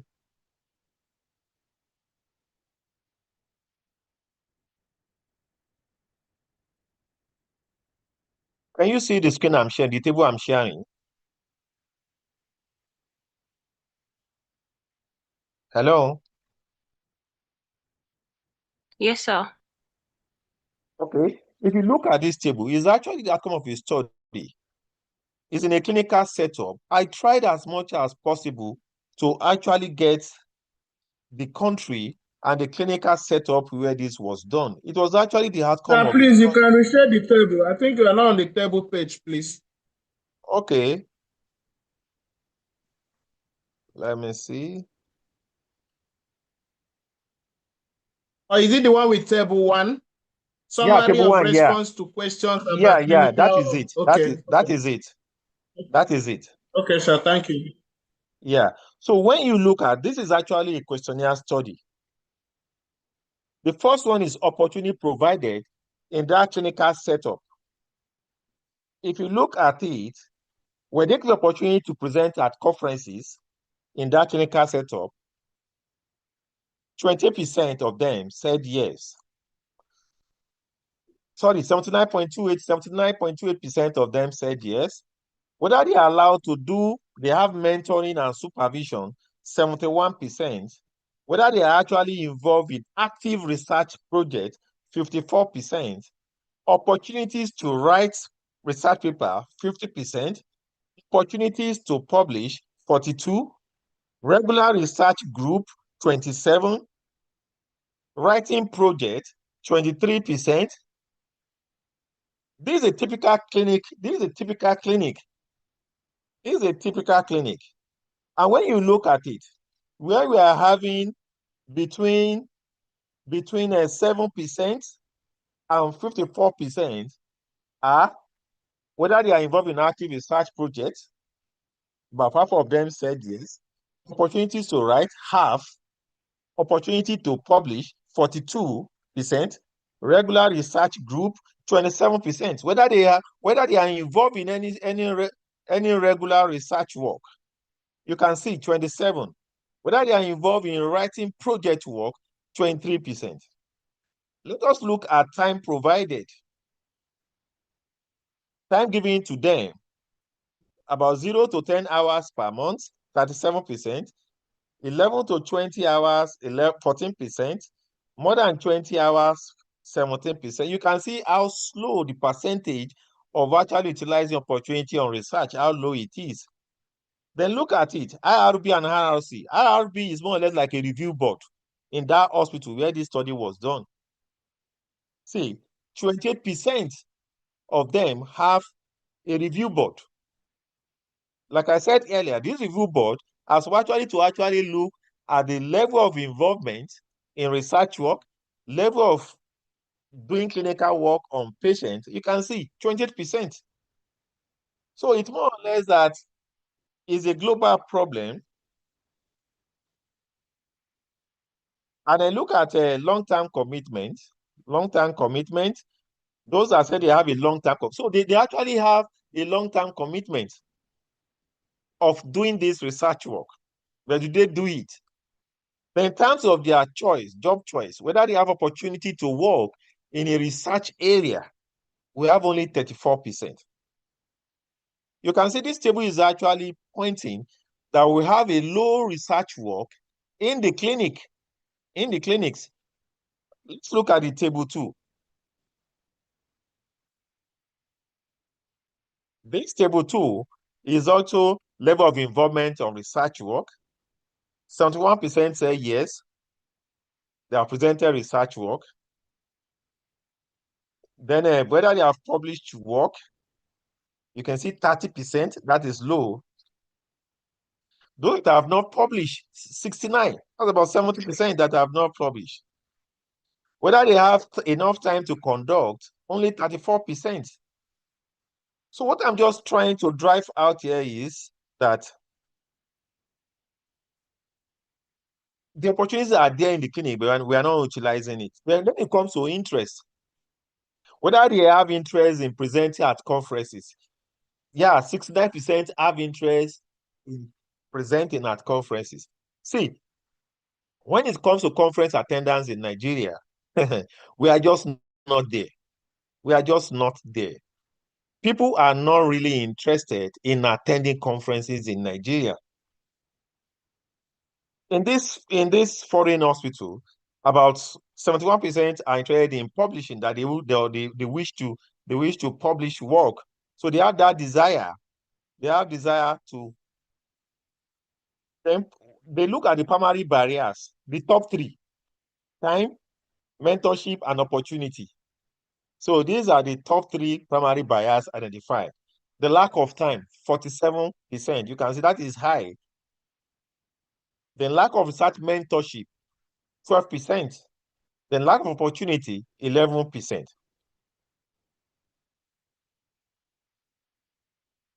And they try to ask them whether they will publish if there are no barriers. And 83% are willing to publish if barriers are removed. And when you look at the importance of actually researching, only 90% said it is very important. And 36% said it is important.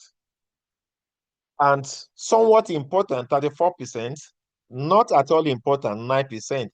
Well, when you look at it, very important and important, that's not about 54%.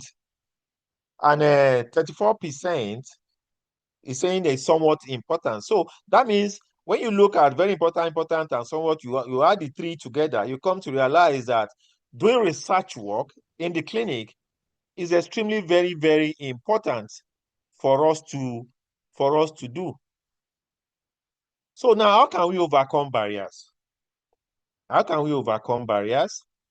We can overcome barriers at individual level. At this individual level, we must change our attitude and motivation concerning the use of research. We must change our attitude and motivation. Then we must also have research-related knowledge and skill. We must develop our knowledge and skill to overcome the barrier, to facilitate good research work. Then at our workplace, there must be leadership support, organizational culture. Every department of medical rehabilitation should have a culture of researching. They should create that culture. That culture is missing. Nobody is encouraging one another. We should have a change of organization culture for us to overcome research barrier. Then we must also have research-related resources. We must be ready to exchange knowledge in medical rehabilitation. We must be ready to exchange knowledge.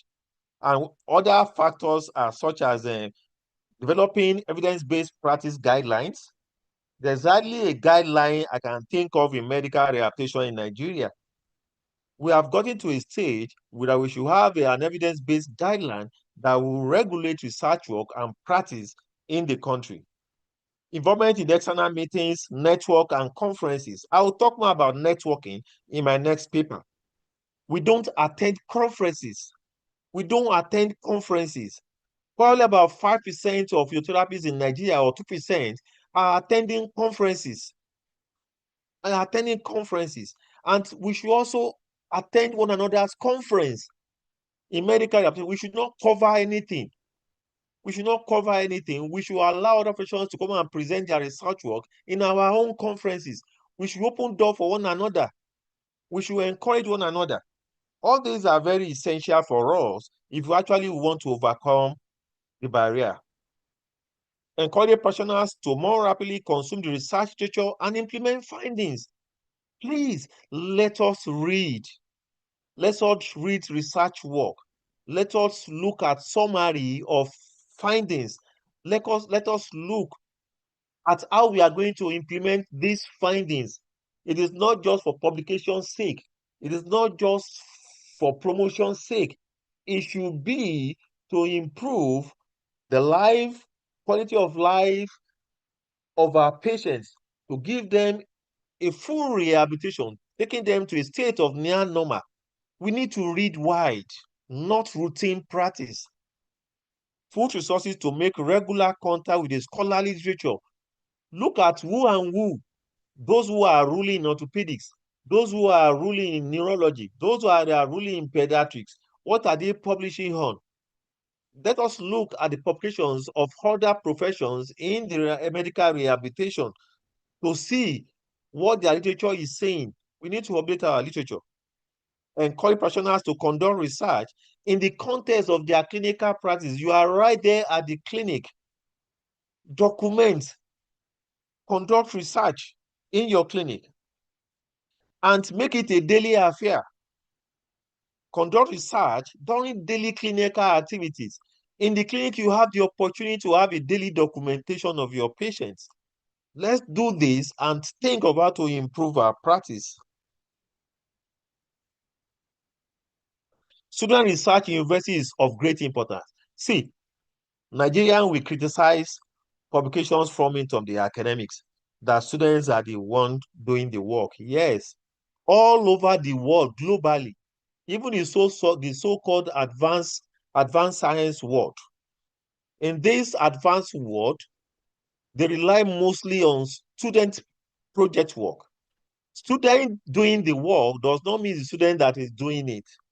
It's the concept. The teacher develops the concept. He perfects the concept. He supervises the methodology. So they are still the backbone. They are still the main backbone of research work in Nigeria. We should not look at it as not being important. It is important. Remember, I said research is continual. It's a continuous exercise. If you look at a work, look at the gap in that work, try to improve it, improve methodology, and search forward. And we have a foundation to be building on at one point or the other. The university authority should be made aware of the research barrier of students. Whatever can impair the students for doing their research work, we should look into it in the university. Let us look at how do we encourage, there can be a small grant for student project work that will encourage them to do work. They are young, they have the expertise, they have the skill. So the university should also provide a venue for the students to actually embark on research work and motivate them accordingly. I want to look at some recommendations. We need to arrange as much as face-to-face contact with other researchers. Face-to-face contact.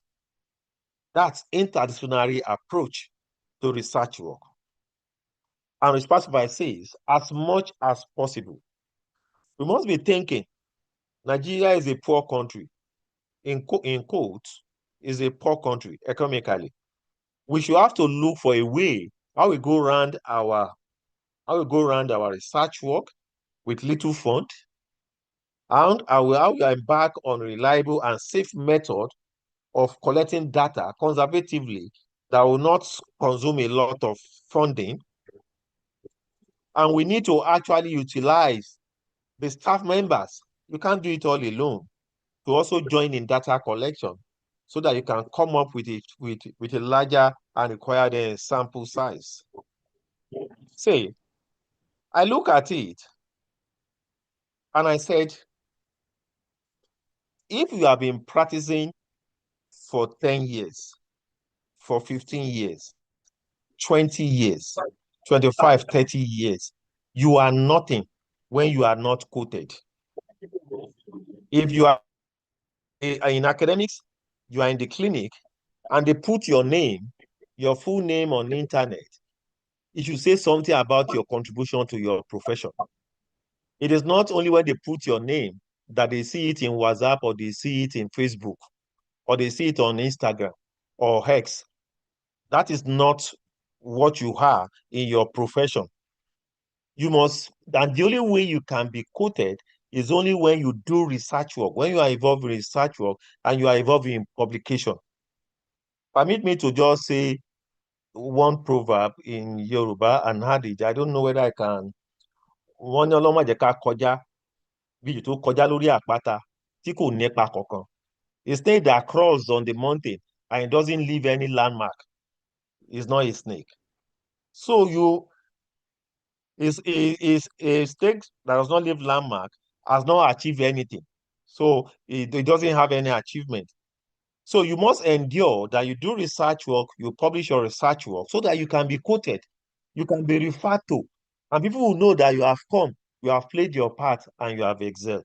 With this, I want you to permit me to end my presentation here. Thank you so much.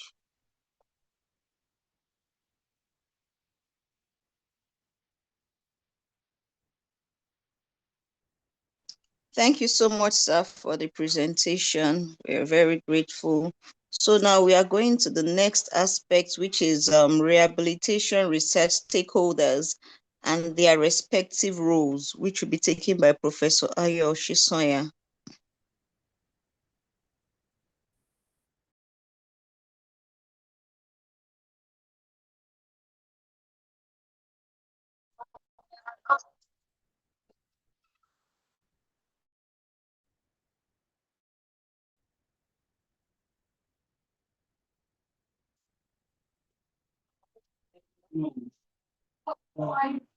Yeah. Good afternoon, everyone, once again. Good afternoon. Latifa Deyemo, kindly mute yourself.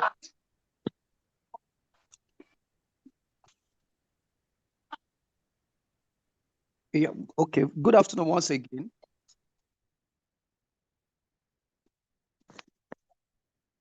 Hello. Good afternoon, sir. Yes, sir. You permit me to just say that a lot of research ideas had been promoted and prompted by the lecture of Professor Onigbide. Why the clinicians are not publishing, why are they not engaging in research? How could we manage the time allotted for the service and create time for research? And a lot of other research ideas like that. So that's beautiful.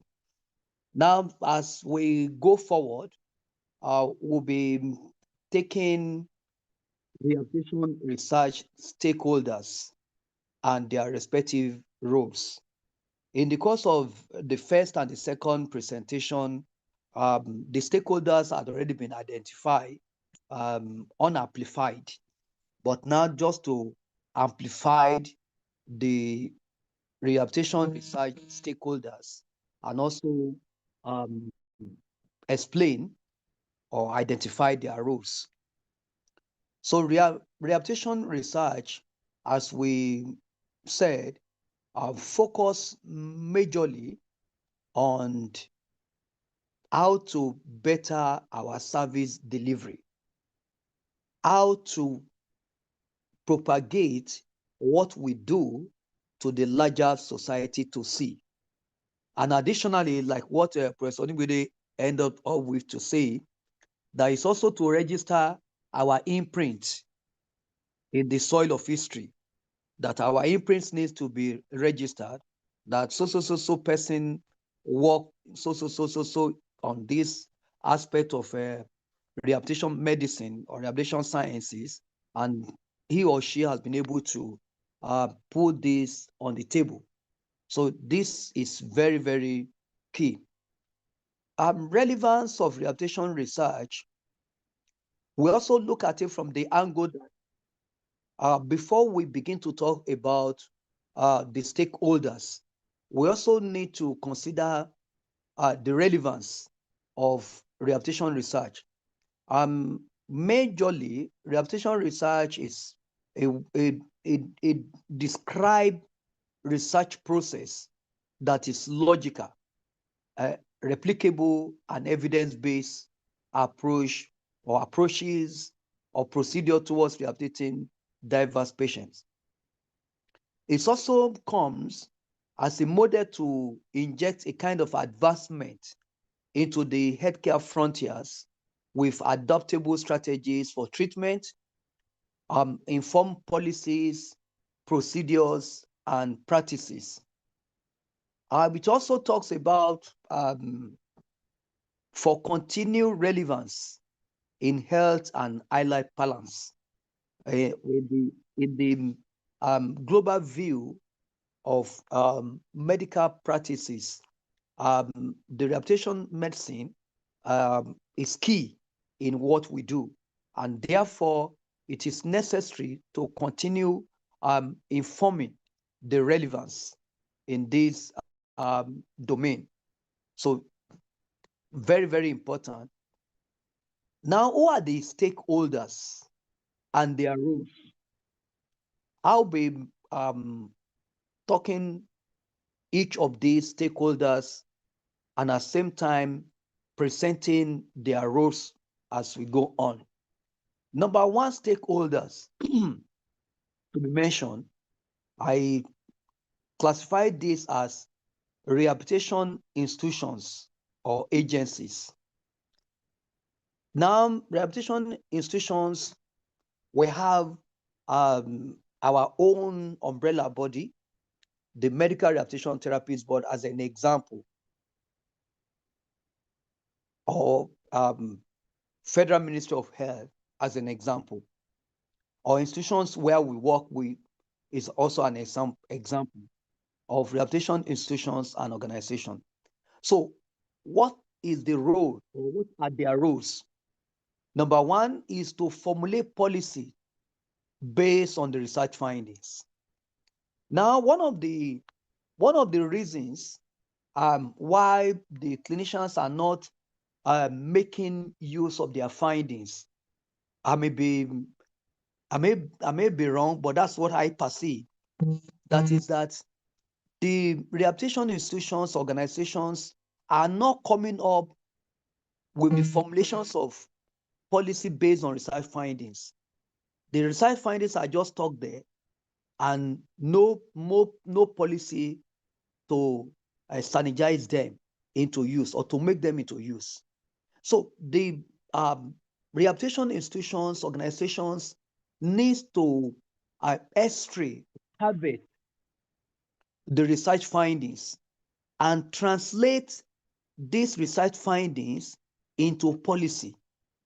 It will be too wrong for an individual who just maybe at the lower rank now. It's easier for somebody at the high pedestal to come up with, okay, I've discovered this, and the person wants to utilize that in managing patients. But a lower rank individual, somebody at the lower cadre, who had so many guy in the cadre to report back to, it might take, I don't know what to put it now, it might take extra commitment or extra explanation for such individual at a lower rank to come in explanation to his or own supervisor that, okay, the patient that's been assigned to me, I manage that patient with the idea that I have. Whereas there are agreed models of managing such patients. So, but it's easier for somebody at the high rung to say, okay, let's just do this way. You understand? So, the institutions needs to formulate policy that will enable the use of research findings.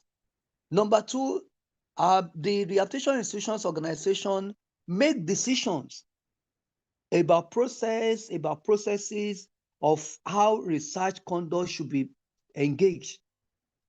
In most cases, they also come up to make decisions about the need for a research. Why do we need it? Like the table being presented to us in the presentation of Professor Nigbide. Now, why should an employee find difficult to upgrade the knowledge? Why should an employee find it difficult to translate what you do into actual documentation? So now all this can come as a decision from the rehabilitation institutions or agencies to inject a new normal, a new trend of a thing. And they have to also provide enabling environment, an environment that is conducive for research conduct, for research utilization. Because without provisions of enabling environment, no research conduct can be engaged. And if research becomes engaged, it becomes effort in futility. So the environment must be conducive enough. Infrastructures and materials must be provided. The institution must ensure that facilities needed, materials needed must be available, because it is when the facilities become available that the research will easily be done without any bias. Capacity building, manpower development. It is the responsibility of the rehabilitation institutions and organizations to get the employees into what is called building of capacity. Like what I learned some couples of time ago in the institution where I work, it is mandatory for you as an employee to show an evidence that you are progressing by having a certificate of participation in capacity development, a commitment. And that's what we also see from the Medical Rehabilitation Therapists Board, the MRTB, that for you to have renewal of your license, there must be an evidence that you have engaged yourself in capacity building, manpower development. So this must come from rehabilitation institutions and organizations that will come as a support to strengthening research capacity in rehabilitation medicine. Funding and other support structures must also be made available. Most time, some organizations find this easier to make available because they always translate or make do with the research findings. It is through the research that most organizations, most institutions in the Western world are thriving. So without a constant review of what is happening about their service, there can never be an introduction of a new thing. Why patients are not coming to this clinic? That's a kind of research idea. Oh, what is keeping patients away from this clinic? So once such a research is being conducted, so the clinic will benefit from it. Maybe it can be as a result of the attitude of the staff, or the location of the place, or the absence of facility, and this and that. For such research to be conducted, there must be availability of funds, which must be provided by research organization or rehabilitation organization, so the research will continue. Number two, the healthcare providers, rehabilitation personnel, you and I, we are stakeholders. Why are we stakeholders? Because it is our service that needs to be reviewed. It is our commitment needs to be evaluated. We need to find out the way, like we always say, a way to ensure that our patients benefit from what we do, that they are becoming satisfied about our service delivery. And if that's our goal, we have to commit ourselves to critical thinking. Critical thinking, which is the major role of the healthcare providers, the rehabilitation personnel, in terms of us being stakeholders in rehabilitation research. Critical thinking, search for best practices, also to develop and conduct the research studies. Nobody else will help except we rise up to do it by ourselves. We want to better the service delivery that we give to our patient. So we are the one giving the service to them. We should also be the one to evaluate what we do. How can we do it in the best way? How can we improve upon this?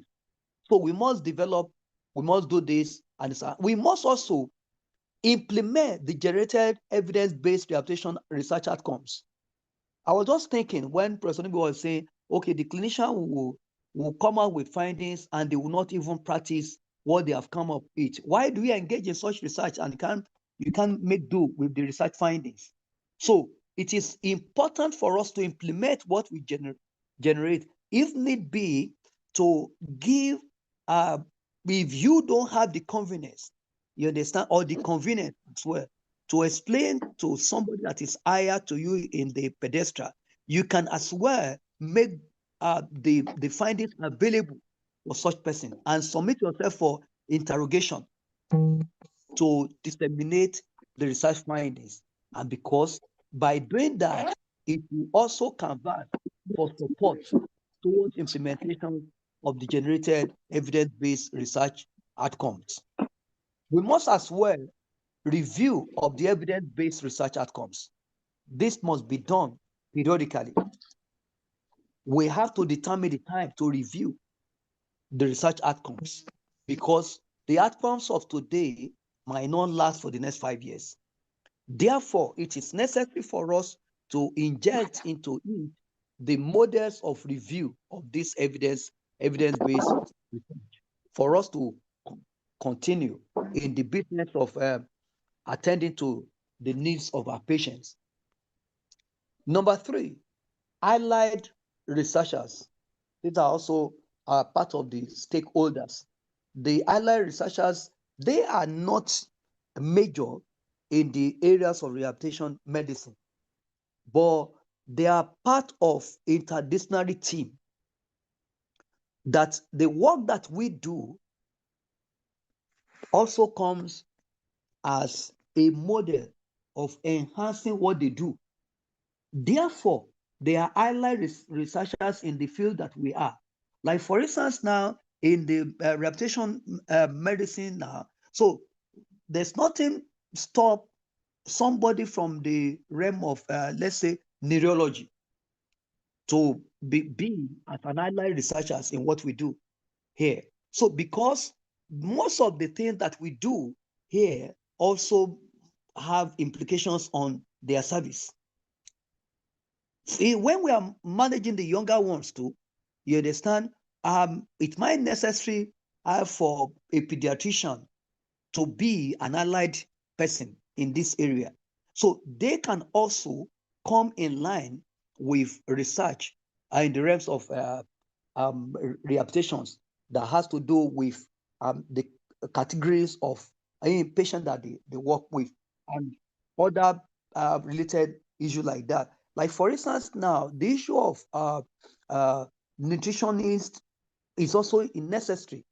Somebody like a clinical psychologist also necessary to be taken as allied researchers. And what it is expected, the role, like critical thinking, the way the experts in the realm will also think.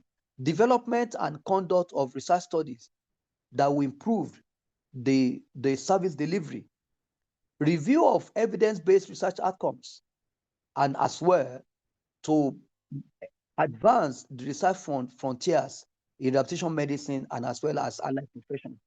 So once we work together in interdisciplinary nature, the service become robust. And for the service to be in a robust form, it then means that the research that we conduct or to be conducted must also come in the realms of by interdisciplinary form, so that we'll have what is called a robust move towards advancing the research frontiers in rehabilitation medicine. Healthcare organizations. Now, these healthcare organizations are the organizations that are committed to the issue of health. They may not necessarily mean institutions like hospitals, like supervisory agencies, like MRTB. But these are organizations that are committed to health-related issue. Like, for instance, when we are talking about National Institute of Health, Medical Research Council, WHO, UNICEF, Royal College of Hygiene, National Primary Healthcare Development Agency here in Nigeria, Nigeria Institute of Medical Research, Nigeria Center for Disease Control and Prevention, to mention just a few. So these are some of the healthcare organizations. What do they do as stakeholders in rehabilitation research is that they make provision for research support. So you leverage on them. Now we could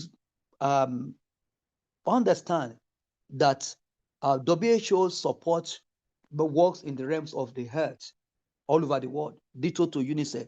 So they make provision for support in rehabilitation medicine. Royal College of Hygiene, primary healthcare, all make provisions to support the research idea. They initiate research studies based on feedback or outbreak of health-related problems. They initiate it. They can make a call. Oh, that also a call for submission of a research idea to be done on so aspect of this. These are the templates to be followed.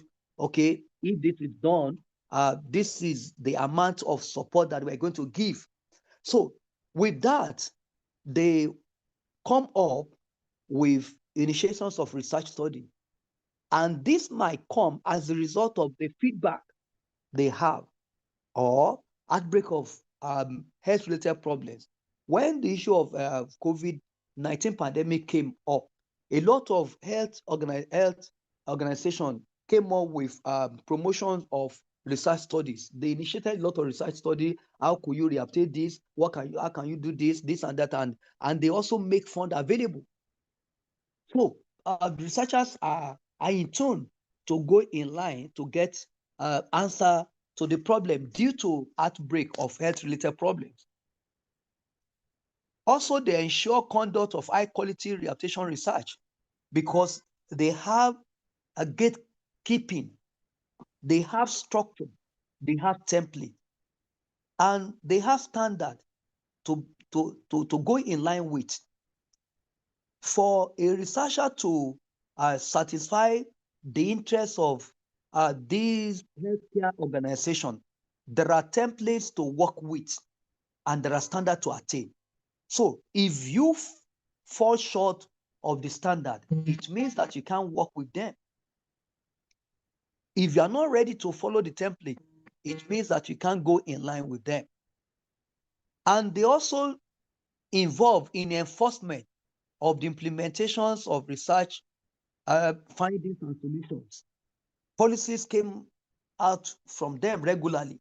They review policies, review policies on health-related issues regularly by this healthcare organization.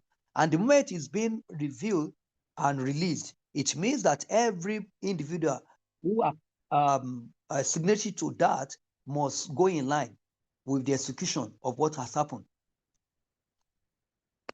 Another stakeholder, the patients and the families that we attend to. What are the roles of the patients? What are the roles of the families of the patient? Contribution to effective conduct of rehabilitation research. So if they are not available, there's no way that research will be done. always available to provide support or to be used for rehabilitation research studies. I remember couples of time ago that then my father was having health-related issue, and on several occasions that he was taken to the University College Hospital, and then the whole day, and the old man just came back home and said, today the students were doing exams and they used them for the examination. But he allowed himself to be used because he knows that if his own children were not allowed to have their own examination, there's no way that he will be happy that he had children who have been like this, like things like that. So they are available to provide support in terms of rehabilitation research. They can inform the conduct of research or propel the conduct of research. The family may agree, the family may disagree.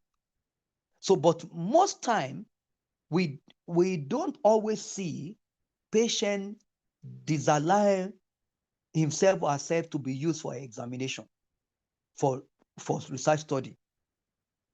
Family, most of them, because they look for the best, they look for recovery, they are looking for answer.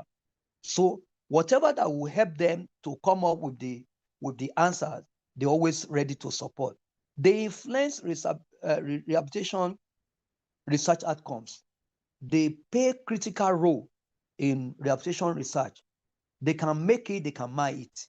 So depending on the way they are being managed, if the patients are being managed perfectly and the family being managed positively, they will influence the rehabilitation research positively. But if they are being managed negatively, it then means that what we may likely come up with is the negative aspect of support in the realm of rehabilitation research conduct. So it is necessary for us to have the understanding that patients or families of the patients are key stakeholders in rehabilitation research. Policymakers. The policymaker could be at any level. It could be the policymakers within the institutions or policymaker within the government quarters or international government issue. So what the policymaker do is that the policymaker, most time, they informed health policies. They informed by designing it. And these health policies are being designed based on the feedback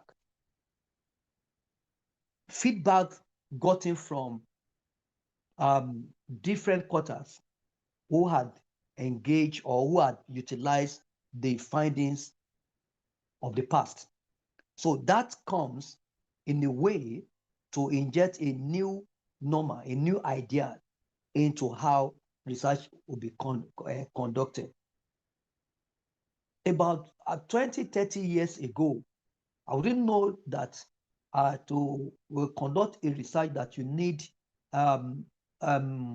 what is called a legal backing into it, that you need to have legal backing. That if you want to conduct a research that you need to have a kind of legal framework for it. But after time, as a result of policies that, okay, there must be ethical related satisfaction, that, okay, patient might sue you, like, I didn't give you this one to do, you must take their consent, you must do this. Once they say no, you can't use the person. So now this comes as a result of health related policy that have been injected.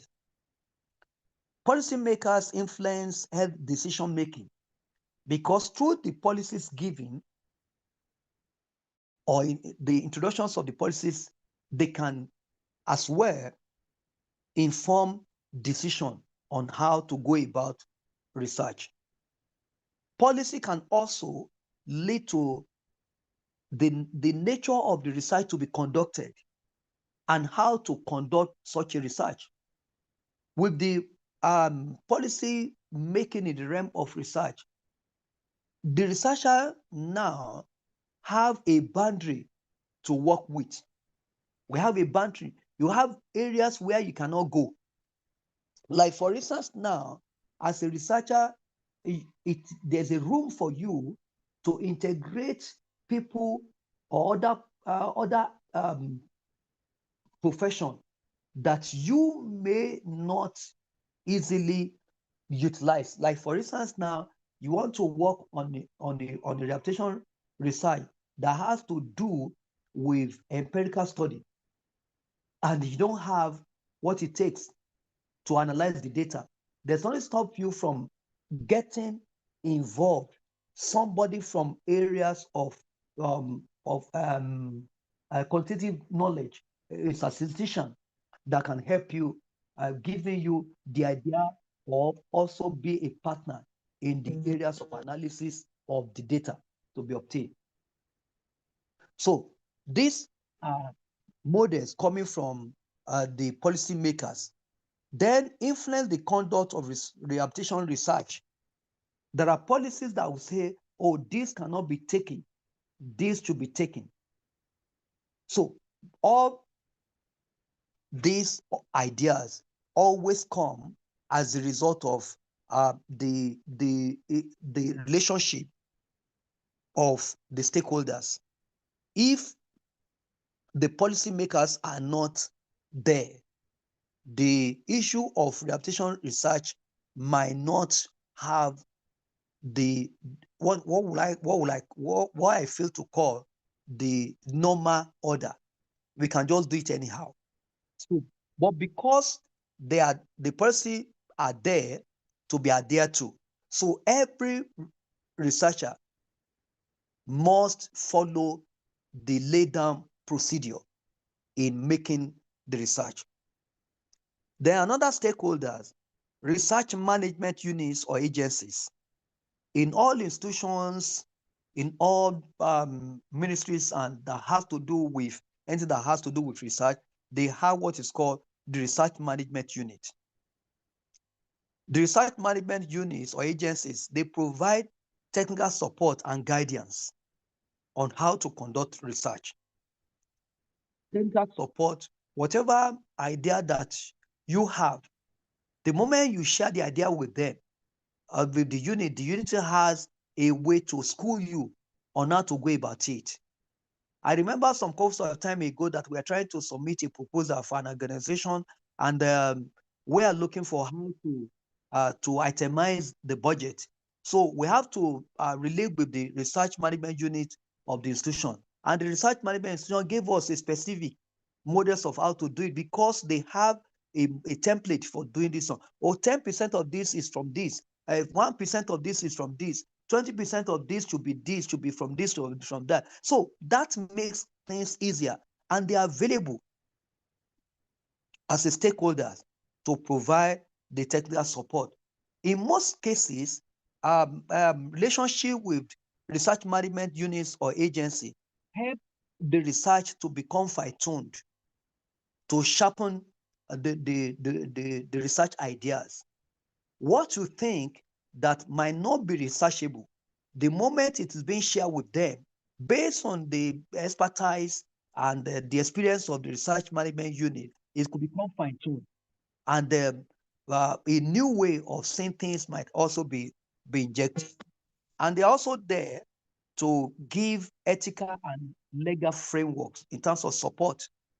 As a stakeholders, the research management units agencies give technical support, legal support, and ethical support for any research conduct to be taken. Industries and consumer agencies. There are some nature of rehabilitation research that are being done as a model to review or to upgrade the facilities or technologies that are being deployed in the service. So when rehabilitation research are being conducted, the consumer, the industry that mainly benefit from this by fashioning out the products or by developing the technologies will also influence the trend of rehabilitation research because they can initiate it. They want to introduce new products into the society. And from the feedback gotten from the experts in the field, they will all come up with a development of a new idea. And as a stakeholders, they influence the trend of the research in the realms of rehabilitation medicine. And since they are in place to influence it, they also provide support system for such research to be conducted. Because at the end of the day, the benefit of this is to enlarge their scope. In that wise, they provide funding to be deployed in conducting such rehabilitation research, and facilities that might be needed might also be provided. Okay, we have this facility that have been fashioned 2 years ago, and this is in continued use. Okay, we want to see if this can still be relevant or to upgrade, and they make available the facilities to be used on the patients. So, and it's a research. You are going through this, and whatever comes out of that research will be documented and be submitted to them. And that will inform them of what to do next. So based on the research findings, they transform the rehabilitation research outcome into use. It might just be a new idea that someone comes up with, and that is being subjected into research. And the new idea to become effective, it means that a particular technology must be deployed. And they will get the idea, they will fashion out the technology, and technology will make things easier for the service to be rendered. And so, in a way, the industries, the consumer agency act as a transformer of rehabilitation research outcomes into use. Development of rehabilitation technologies and intervention is also being done by the industry and consumer agencies. They develop rehabilitation technology based on the findings that have been come up with, and they also make a level of intervention that will be necessary. I remember some couples of time ago that the kind of rehabilitation services that is being given will require some kind of aids and the technology like that. And based on the findings of some research, the manufacturers went into the manufacturing, and they came up with some other products products thrown into the market, into the society, based on the research findings. They develop a new realm of technology, and that technology becomes a benefit in terms of service delivery. The government of the day, or the government of any society, remains a stakeholder in rehabilitation research, because they initiate rehabilitation research, just like institutions, as mentioned, healthcare institutions, based on the feedback or outbreak of health-related problem. They can initiate idea that, oh, we want to go into this trend of research. They also influence the trend of research that to be conducted. They regulate the conduct of research rehabilitation, because the government provides the framework. The legal and ethical related issue is being handled by the government. And whosoever want to engage or conduct any rehabilitation research must follow the conduct that is being laid down by the government. So if an expert or a rehabilitation researcher fail to follow the conduct, it means that the research will not see the light of the day. One might even be charged to court for it working against the law of the society. Also, the government identify research areas and also the areas to work with by the institutions saddled with the responsibility that this is the new trend that we're looking solution for. So they initiate this and the people key into it. Government also provide technical and infrastructure support for rehabilitation research to be conducted. We have officers assigned to help in the realm of giving answers to questions, provide direction when necessary, and also to the infrastructure needed for any research to be conducted. In most cases, the infrastructure that is being provided by the government is also also necessary for any research to be conducted. In some cases, our government might provide funding for rehabilitation research.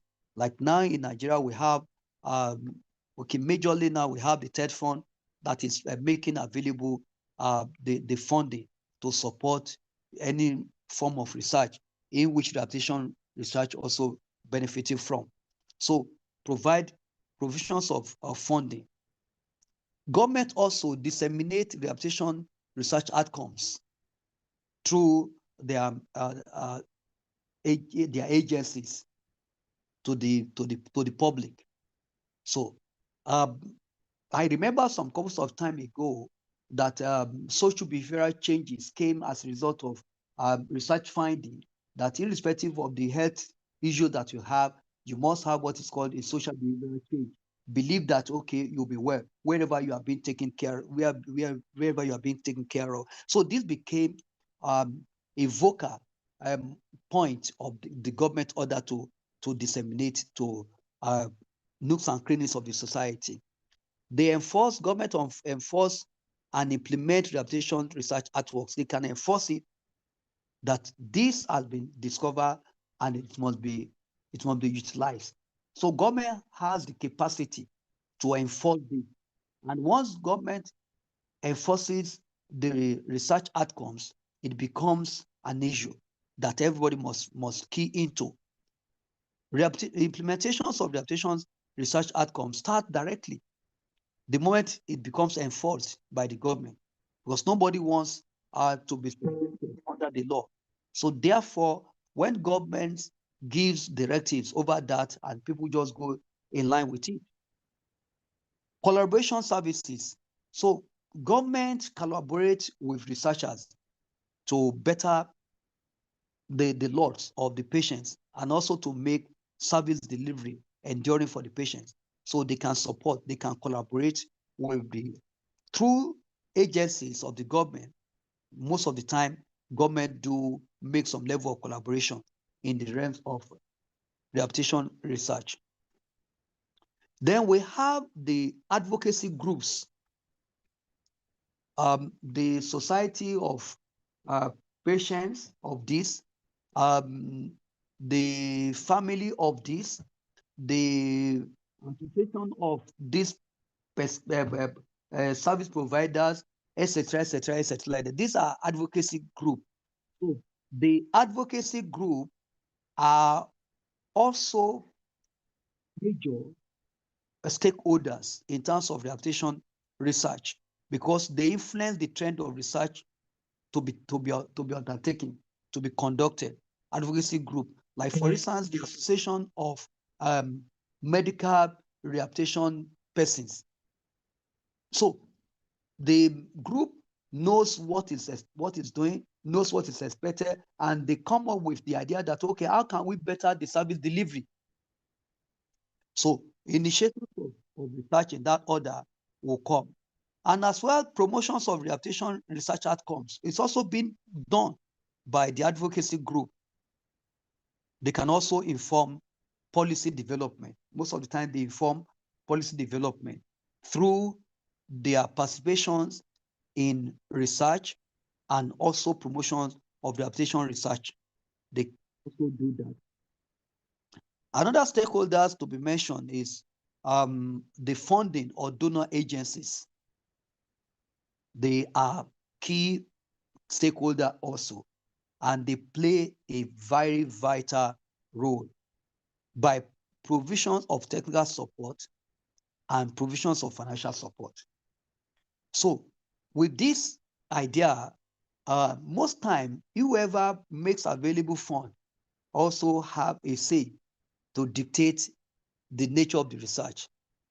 So deliberately, I didn't put that there, but I know that that by the time we begin to talk, that whosoever places money on the table has a say on what to spend the money on.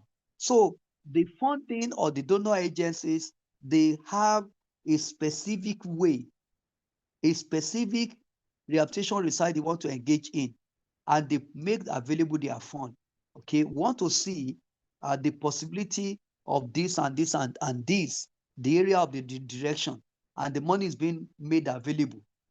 So because they make the money available, they have a dictate of the kind of rehabilitation research to be conducted. Because if you want to conduct that research outside the funding provided, it means that you are not ready to take the fund. The fund is to support you in doing that research, and it is specifically tagged. So because it is specifically tagged, it then means that the way it is being specifically tagged, it must be used in that specific order. And technical support is also from them too, for individual to be able to get the expected result. Because without provisions of technical support, it means that that individual will not be able to get what is expected of them to get. I remember some couples a time ago that we engaged in one UNICEF project like that. A specific technical officer was assigned. So you must report to the technical support staff, or the technical support staff ask questions periodically. So how do you do it? Oh, okay, what stage are you? Okay, this stage, for you to move on to this stage, you need to finish this stage, you need to do this one, you need to do this one. So the technical support is also coming in a way to support the conduct of the research. And this most of the time comes as a way to support the outcome of the research coming from the funding or the donor agencies. In conclusion, effective collaboration and partnership among the stakeholders remain the required models. So there must be effective collaboration and partnership among the stakeholders.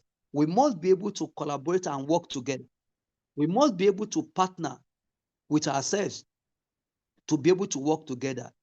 So you have the idea, another person has the money, another person has the technical know-how, another person has the facility. So if we don't deploy all the facility together, it then means that we may not be able to achieve. And that's the reason why it is important for us to have effective collaboration and partnership to be able to have an effective rehabilitation research. And this is necessary to ensure the continued relevance of rehabilitation research in human health, as well as in promoting positive general well-being of the patient. So collaboration is key, partnership is necessary, because we need to synergize together and to be able to move and get the solution to the problem. And as well, the quality of service delivery plus enhancing positive attitude of rehabilitation personnel can also be ensured through establishment of robust or effective collaboration and partnership among the stakeholders. So that's about the stakeholders and their roles. So I'll crave your indulgence that I go forward to the next presentation called the rationale for rehabilitation research. What are the rationale for rehabilitation research? Or probably I'll pause a bit, and if there's any comment about stakeholders and their roles before we move on.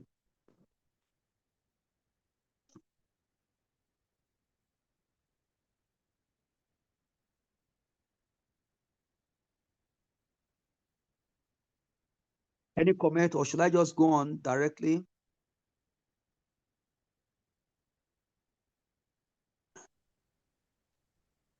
You can continue with the next presentation, sir. Thank you, sir. Thank you so much, man. So, rationale for rehabilitation research. Rehabilitation research is aimed at bringing about effective clinical practice and service delivery. Now, this image is clear as a relationship between the rehabilitation research on one hand, service delivery and clinical practice. When we engage in rehabilitation research, we will have an improved clinical practice. And the improved clinical practice will also lead to enhanced service delivery, which is the ultimate goal.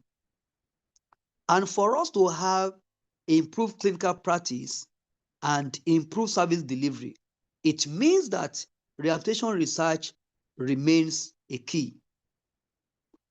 Without rehabilitation research, no improvement can come to clinical practice. And when clinical practice is not improved, it means that service delivery will not also be improved. For clinical practice and service delivery to be effective, it then means that there must be a continued rehabilitation research. So for rehabilitation research to continue, it then means that we all must embrace rehabilitation research. So like I said, rehabilitation research is aimed at bringing about effective clinical practice and service delivery, which is the ultimate of rehabilitation medicine. And for us to have that's why we are talking about the rationale for rehabilitation research. In another way of making an introduction, a preamble, is that rehabilitation research remains a must in this new dispensation. It's a must because Rehabilitation 2030 is clearly indicative of effective rehabilitation, effective clinical practice, and effective service delivery. So if we are to have effective clinical practice and effective service delivery, it then means that rehabilitation research must be conducted on a regular basis, because what can improve the service delivery is that rehabilitation research must come up with a new way, a new method, a new model, a new approach through which clinical practice can rest on. So clinical practice must have a good leverage on the rehabilitation research outcomes. And when clinical practice has good leverage on rehabilitation research outcomes, it then means that service delivery will be better off, in line with the expectation of Rehabilitation 2030. Also, why do we need to engage in rehabilitation research? There's need for robust and high quality teamwork, affordable rehabilitation services to our patients and the area of clientele that we attend to. So for us to have a robust and high quality rehabilitation service that will be a benefit to our patient, it then means that there must be constant review of what is the way we engage in our service. And there's no other way to have a review or constant review of what we do our service without having a constant rehabilitation research. Rehabilitation research also comes as a result of increased demand and patronage of our rehabilitation services. We know that now the call or the patronage to rehabilitation services keeps increasing on daily basis.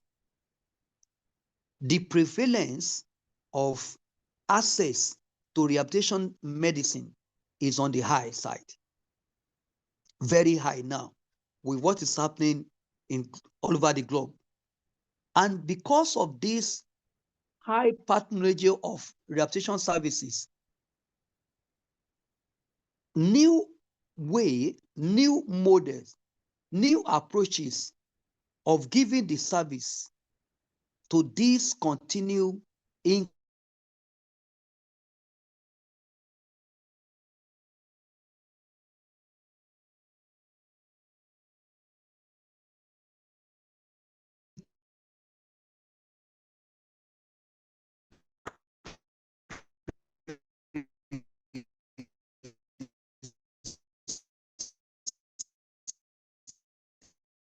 the demand of the season, demand of the season and the demand of time. So this is very, very necessary for us to do. Rehabilitation research is also bringing to board emerging new world. The way patients have been managed some couples of decades ago are no longer involved. And what changed the track is the rehabilitation research. So the rehabilitation research also comes to align with the objectives of WHO Global Disability Action Plan 2014 to 2021. So this also in line with Article 26 United Nations Conventions on Rights of Persons with Disability, that every individual with one form of disability must be adequately catered for. And to adequately cater for them, it then means that the services to be provided must match what they need, must match the demand.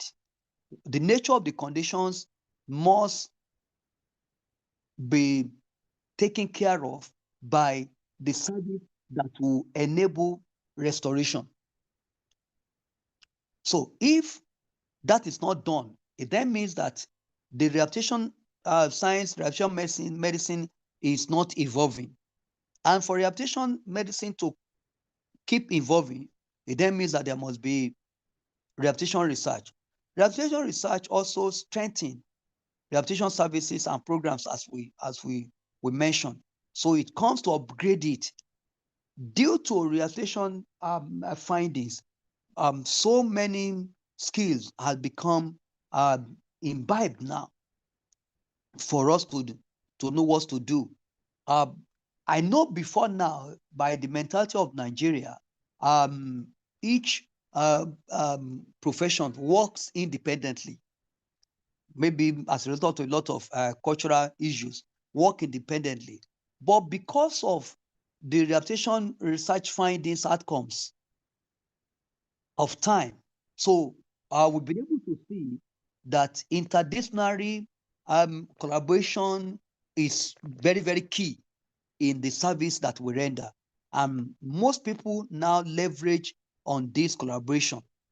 So this comes as a way to upskill and as well as upgrade the services that we render and the costly of rehabilitation research that are being conducted.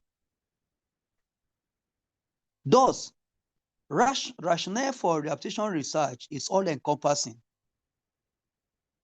encompassing drive towards relevance in healthcare service delivery, which means that for rehabilitation medicine to remain relevant in healthcare service delivery, there must be a continuous form of rehabilitation research. Rehabilitation research will aid the continued relevance of the rehabilitation medicine in healthcare service delivery, not even in Nigeria only, but all over the world in the realm of the medical and health related delivery. And this rationale includes, number one, promotion of an effective patient care and service delivery. Effective patient care service delivery can only be done or be gotten due to rehabilitation research, because rehabilitation research will enhance rehabilitation processes via effective diagnosis and intervention. If we don't have how to currently evaluate, currently examine patients these days, and it might be difficult for an individual who practices the model to come up with.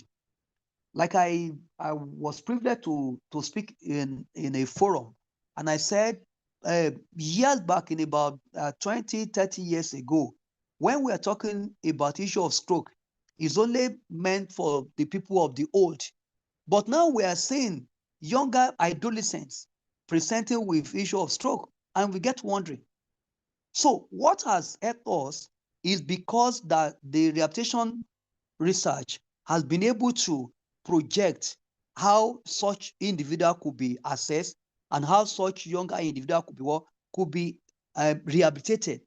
So, and through this rehabilitation research, we've been able to see that effective patient care and service delivery is being offered. Rehabilitation service delivery is also comes in a way as models of promotions of effective healthcare service delivery to improve the rehabilitation outcomes. Now, if we conduct a study on the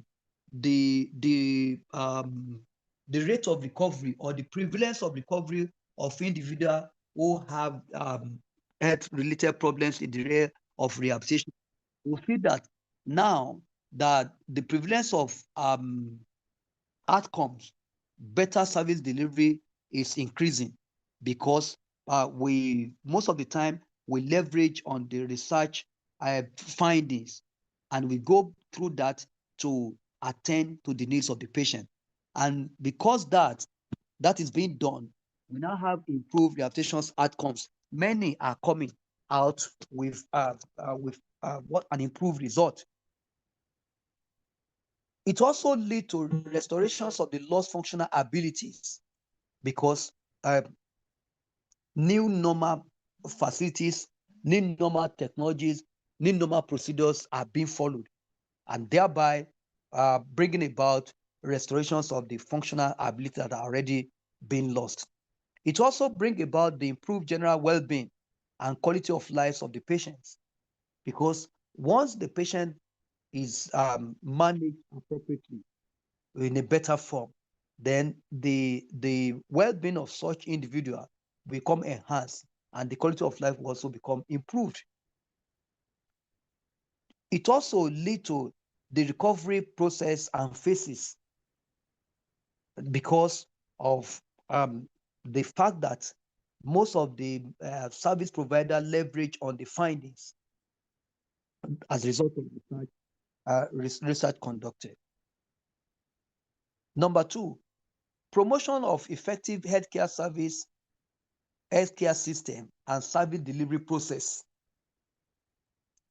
The healthcare service system also becomes upgraded as a result of finding. The commitment of healthcare service provider also becomes upgraded. For instance, now, when some studies being conducted to find out why this and this is happening in the realm of the personnel, then the moment such issue become resolved, then you will see better output, and the better output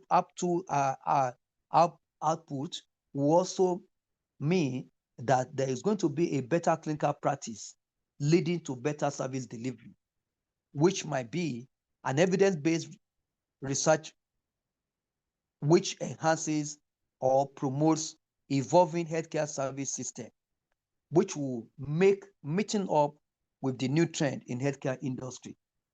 So new ideas improve the healthcare system and also improve the healthcare service delivery.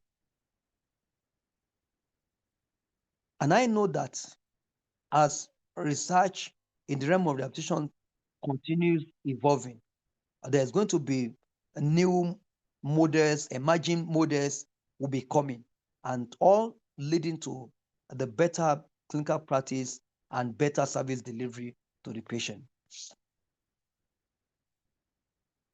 Another rationale for rehabilitation research is that it leads to informed decisions in respect of healthcare service delivery, choice of appropriate rehabilitation services or approaches to be taken. All these are coming as a result of research in the realms of rehabilitation. Because of the findings that have been done in time past, because of the investigation that have been done in time past, appropriate rehabilitation services could be chosen. That, oh, this approach cannot work because this approach has been found not to be effective. Rather than using this single mode approach, why can't you just do a combination, a combine? Or this and this be combined and see what will happen. And the new model of operations can also come from the outcomes of the research findings, what we call develop models of operation. So how to attend, how to do this, and once that is taken, I will know that definitely that this will be done. Like I remember years back, most of the time in the um, primary and secondary hospitals, you understand, they hardly make do with the service of a social worker or clinical psychologist. But now, because of the rehabilitation research finding, we've been able to see the involvement of the health social workers and clinical psychologists, even at the level of the secondary or management level, that they are being involved in the issue of clinical psychology and social work in that realm. So it also informed a new order, like I've explained. So rehabilitation research findings always inform a new order, new way of doing things. It also leading to appropriate timing and phases of rehabilitations. So timing, at what time should we administer this to a patient? What should be the durations of administrations of this? What should be the phases of this rehabilitation? So then it also bring about improvement in the areas of service facilities and materials. And like we also say that the choice of recruitment of the kind of expert or personnel to be engaged comes as a result of research findings that, okay, this profession cannot only take care of this patient. So we need to involve this and this and these other service providers. So as a result of rehabilitation research finding, this choice of personnel to be recruited or personnel to be engaged in rehabilitation processes, in rehabilitation services, is also being strengthened, being encouraged. As we go on, we also talked about determinations of healthcare involved budget, which comes as a result of rehabilitation research. The healthcare budget and related issues comes as a result of finding. So how much will it require to rehabilitate an individual who has this kind of condition? So that will be determined as a result of the finding, what will be the care of the service charge of an individual to be taken? So the finance, the funding issue, the cost of service delivery per conditions and disability, and pricing of rehabilitation technologies and intervention, which recently, I think early last year, NHIS in Nigeria rolled out a new costing model for service being provided, that if you're engaging in this service, you have to charge this, and you can't charge more than this, you can't charge below this. So this comes as a result of a rehabilitation research finding to determine the healthcare involved budget. So if you are engaging in this kind of rehabilitation, or you want this kind of device or technology to be purchased, it can't go beyond this. It must be between this and this, depending on the regions or locality, as it's being done in Western world. So if you are purchasing in the center area, you have to pay this area. If you are purchasing at the low income area, you have to pay this. So this is being determined as a result of rehabilitation's findings.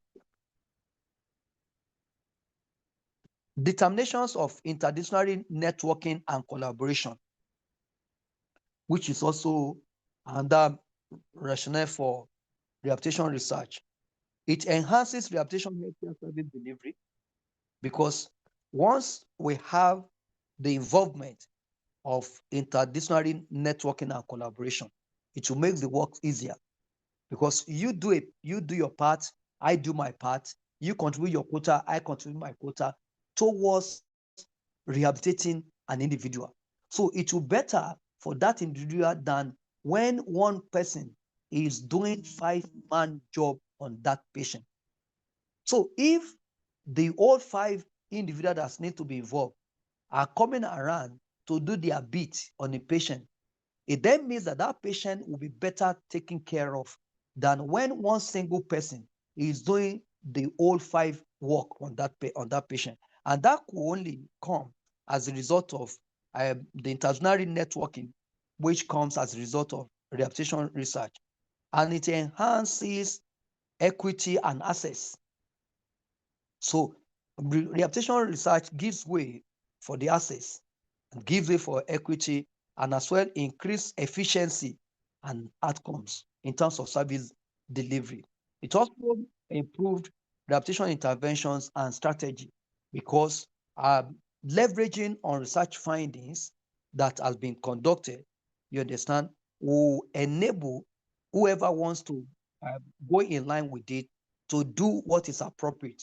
And the moment someone does what is appropriate, it then means that one is sure to get an expected outcome. So it is the outcome that will justify the service rendered. So once the outcome does not justify the service rendered, it then means that the service is effort in futility, and nobody rewards effort that is in futility. So it's only research in the realm of rehabilitation that can enable the effort of one not to be in futility. Development of a new rehabilitation facilities and materials.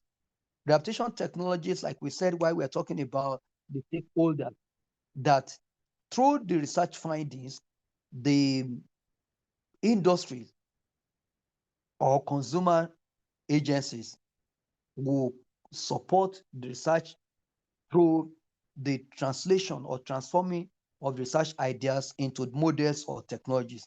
So through this research findings, the rehabilitation facilities and materials can become developed, can become upgraded. So rehabilitation technologies and devices also comes as a gain as a result of research findings. Required interventions models also come. Strategies and approaches become reviewed, because it's through research that you know that one strategy is not working, or such one strategy only cannot achieve the goal. So it's through study that one or two might be combined to be able to achieve the result. And once that is done, it also will help.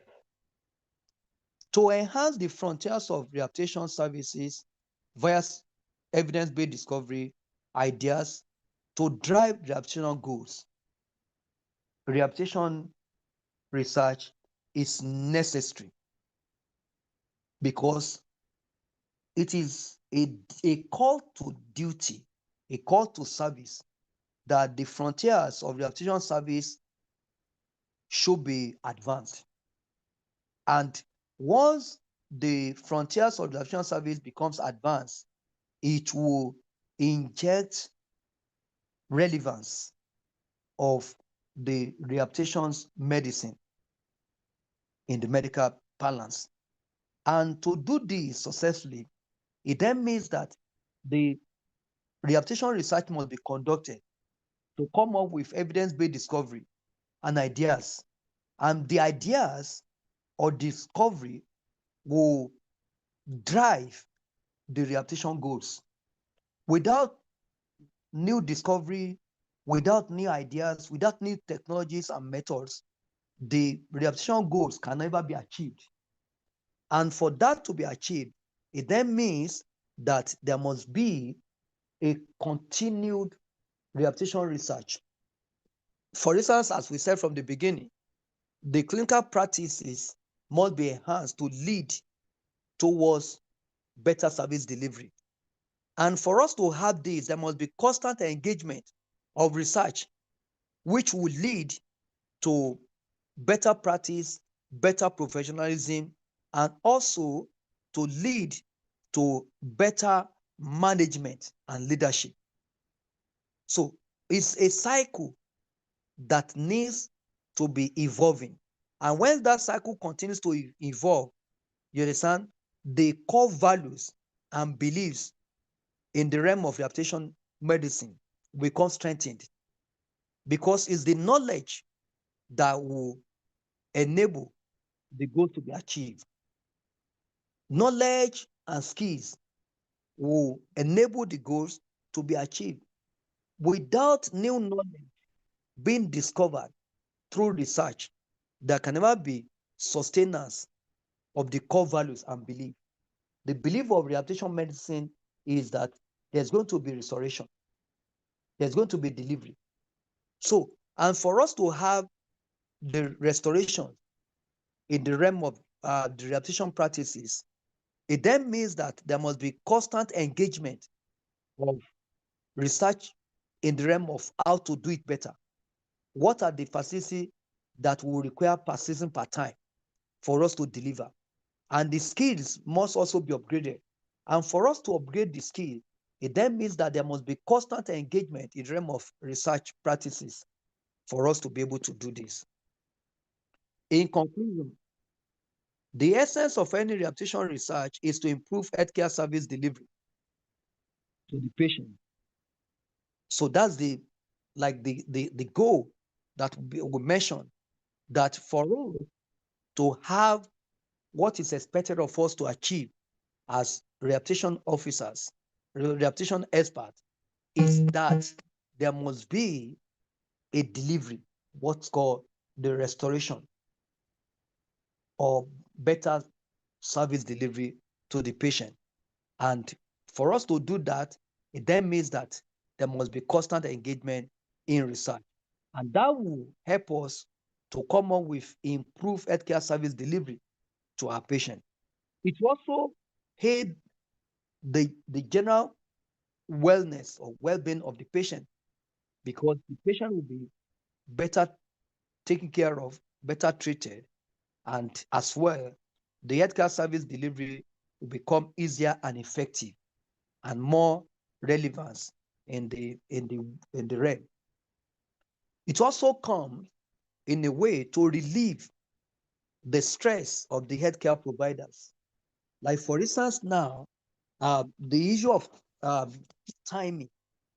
How many minutes will it require for a rehabilitation expert to clerk a patient?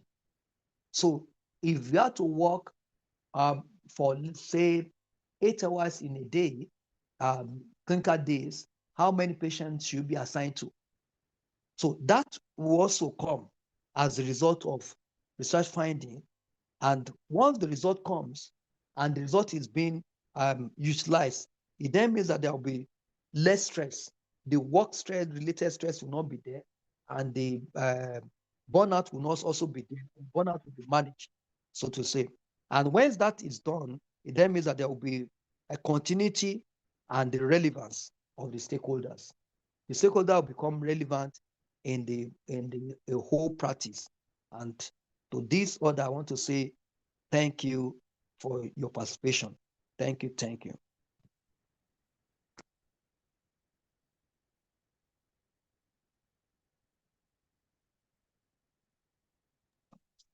Thank you very much, sir. This was pretty faster than scheduled time.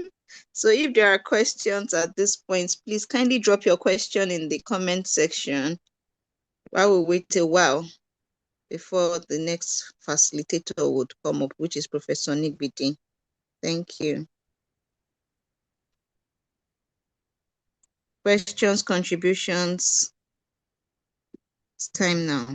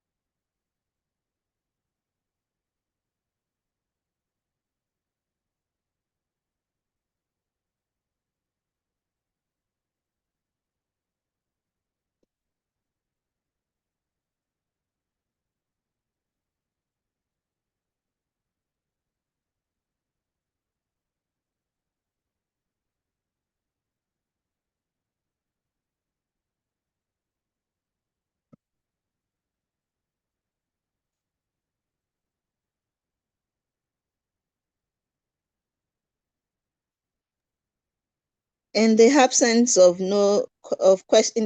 questions, we'll have Professor Onibide to take the floor. Sir, you have the floor now, sir. Thank you, sir.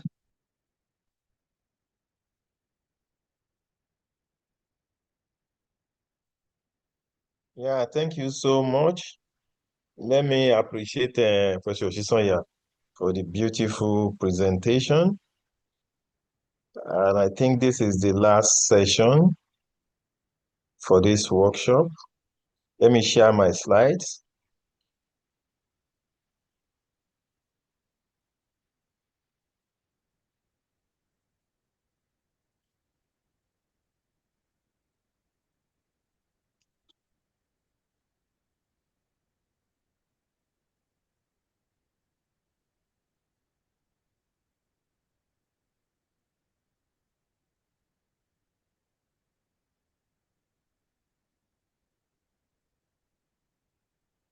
Can you see the slides I'm sharing?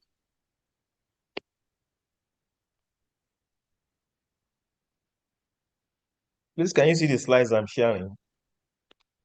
Yes, let's say. Okay, thank you so much.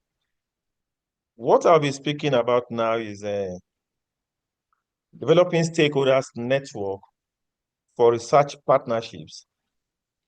And I'm adding to the partnership, I'm equally adding grantmanship as an addition, because you must network for a purpose.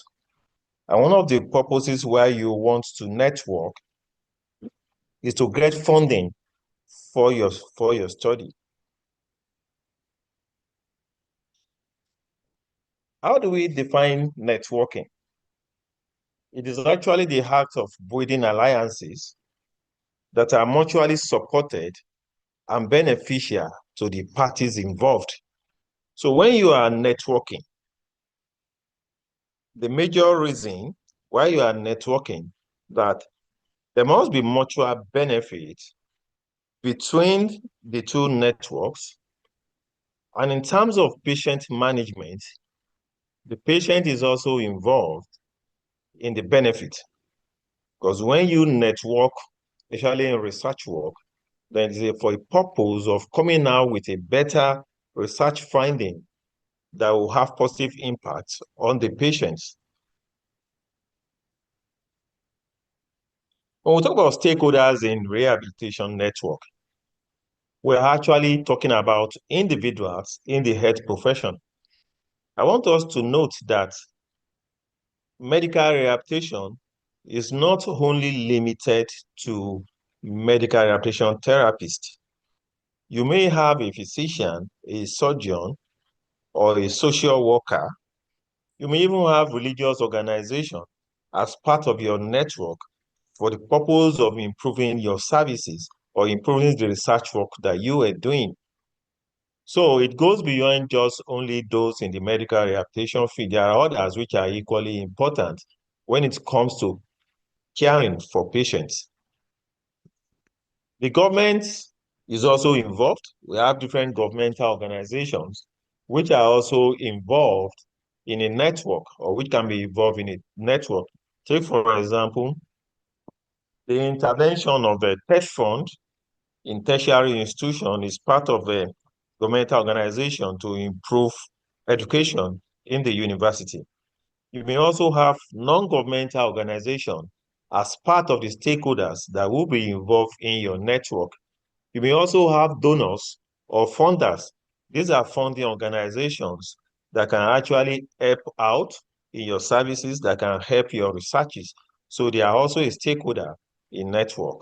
You may also have private companies as part of your network, because you may have some sort of networking that will include some companies or some private organization. But the overall goal is that you want a better research work, you want to render a better services, you want to provide adequate knowledge to those who are involved within the stakeholders. Networking is not only limited to research work. You can actually embark on networking on daily basis. And how can you get this network? You can actually talk to your colleagues, your friends, your peer group that can actually provide people that can be part of your network on daily basis. You can also seek for information from different faculties, advisors, employers, and even alumni to provide a network that you will need. And you can also meet new contacts through friends. You can meet through friends, and it can be at a lunch or dinner. It can be from your class member. It may even be on the social platform, such as Facebook, that you meet your network. And such organizations like LinkedIn, you can also meet whoever is required in your network, depending on the purpose of forming that network or purpose of creating that network. Just like we talk about barriers to research work, there are some barriers that can actually hinder you from actually networking. If you think that you are actually disturbing people or you are bothering people unnecessarily, you may not have a successful network. And when you feel that you are not very comfortable in actually putting position forward or stating a concrete reason why you are forming that network, then you can't have a good network. You must not believe that there's no network. It's only when you seek for network that you can be involved in networking. So don't assume that there are no networks. There are different types of networks that we have. It depends your own predisposition to that network. And if you are unsure of what to say or what to do, or you don't have a purpose for forming a network, then you cannot have a successful networking. And you must be prepared and be ready to practice. When there's lack of preparation or when you are not practicing, there's every tendency that you won't have a successful network. You have to keep in mind that people like to give advice. There's nobody that is a monopoly of knowledge, but whoever you want to ask or seek for information will readily grant you, because we are professionals and we are always willing to give out whatever we have as a form of knowledge. We will also bear it in mind that as colleagues, as professionals, or whoever is your network, they will always be ready to help you. Have this in mind, that you get help. When you seek for it, you will get it. Then you also have an opportunity to provide a networking contact to someone else. So bear it in mind that if you are in a network, there's every tendency that people will ask you for other network. There's what we call networking through network. You can actually get other networks from the current network that you are in. There are opportunities for you to network, several opportunities. You are open to network. And even getting a lot on network in the world of today, globally, is existing. So there is everyday opportunity for you to actually have a network. And what does network involve? It's involving establishing goals, analyzing the type of help you need in order to reach those goals. You must actually look at what you have at hand. And you must make sure that what you are actually asking for or type of what you are looking for will actually address those goals that you have. Practicing and developing your people and communication skill. You must be ready to develop people. You must be ready to provide information.